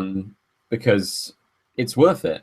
I mean, this film has everything going for it, and yet didn't have a single thing mentioned about it. I'm just having a look up here. It's got 77 out of 10 on IMDb. I'm just going to look on Rotten Tomatoes. I mean, that's not bad. I mean, everyone says that 7 out of 10 is bad. It's not. I know that it got a lot worse on Rotten Tomatoes because I've looked it up before. I think it was something like 53. Joseph Kosinski. It got 53 on Rotten Tomatoes. That is criminally... They're saying the critics' consensus said visually striking but thinly scripted. Oblivion benefits greatly from its strong production values, excellent performance from Tom Cruise, and that's it. But personally, for me, I think there's a lot more to this film than Tom Cruise. Tom Cruise is not the selling point of this film. The selling point of this film is the visuals. I'd say the music and the score. The acting isn't top par, but then again, I would consider this to be a sci-fi action film. And as far as sci-fi action films go, this is really well done. Yeah, no, I agree with that. Definitely. It's a hard one to call, but personally for me, I think it's been, a bit too harshly critiqued on that consensus. But we thoroughly enjoyed it. I hope you guys enjoyed it as well. Be sure to like, comment, talk to us about the film. We always love to listen to your responses so we can kind of get a discussion going on Oblivion. What did you think of the acting? Do you think that there was some elements that could have changed? How would you change the film yourself, if there is anything there? Tom, do you have your 5 picks? I do. Okay, do you want to spell them out? Yes. So, number 1 is Ex Machina. Ooh, good call. I think it's personally it's something I haven't seen yet. and it will be Ooh. good to kind of watch it before and then get everyone else's take on it. My number 2 pick is the Werner Herzog epic Rescue Dawn. Okay. And then my number 3 is the criminally underrated Danny Boyle science fiction movie Sunshine. Yes. Oh my god. Criminally underrated. Dude, that is in my top 5 films of all time. Oh. So that was number 3. Number 4 is Steven Spielberg's masterpiece Jaws. And number 5 is one of my favorite action adventure movies of pretty much all time. Even though it's not the best, I admit that, but I enjoy it as a spectacle, and that is Hidalgo. Hidalgo? Yes. It's got Viggo Mortensen in it, and it's very good in terms of it being it's basically an old-time 1930s adventure movie just done nowadays. So it's kind of like how The Mummy was.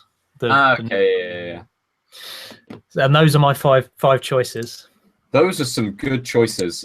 Personally, for me, 2 stand out: Ex Machina and Sunshine.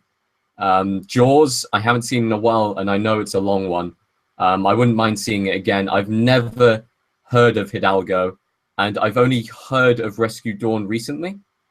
Oh man, it's really I like all of them. So we will get a straw poll going for that, so you guys can vote on the next Timestamp Zero, which will be taking place on the 28th of August. So 1 month away from now. Yes. Be sure to like, rate, comment, subscribe, do whatever you want. Go watch Oblivion, because we both enjoyed it. I know George enjoyed it. Chris hasn't actually seen Oblivion before. We really wanted to have him in on this call just so that we could kind of see how he thought about the film. But instead, we'll settle for him watching it afterwards and hearing his thoughts in one of the next podcasts, or he might even post his thoughts online. But anyway, the credits have just rolled to an end for me. I'm not sure about you. A few seconds more, but yeah. If you've got time on your hands today, go and listen to the whole soundtrack of Oblivion. Yes, I will agree. Sit back, relax yourself, and just listen. Because every single track on there is amazing. You can even have like screenshots going up, or you can just look at nature. It's just really cool to listen to. That's it. Anyway, if you've got anything else to say, Tom, if not, then I'll do closing out. No, that it's just I mean, for all the plot holes I found in it, which were like 3, it is very underrated, and the soundtrack is awesome. Just the soundtrack alone is a selling point. Yeah. Okay, well, thank you ever so much for watching, guys, and we'll see you around soon. Latest.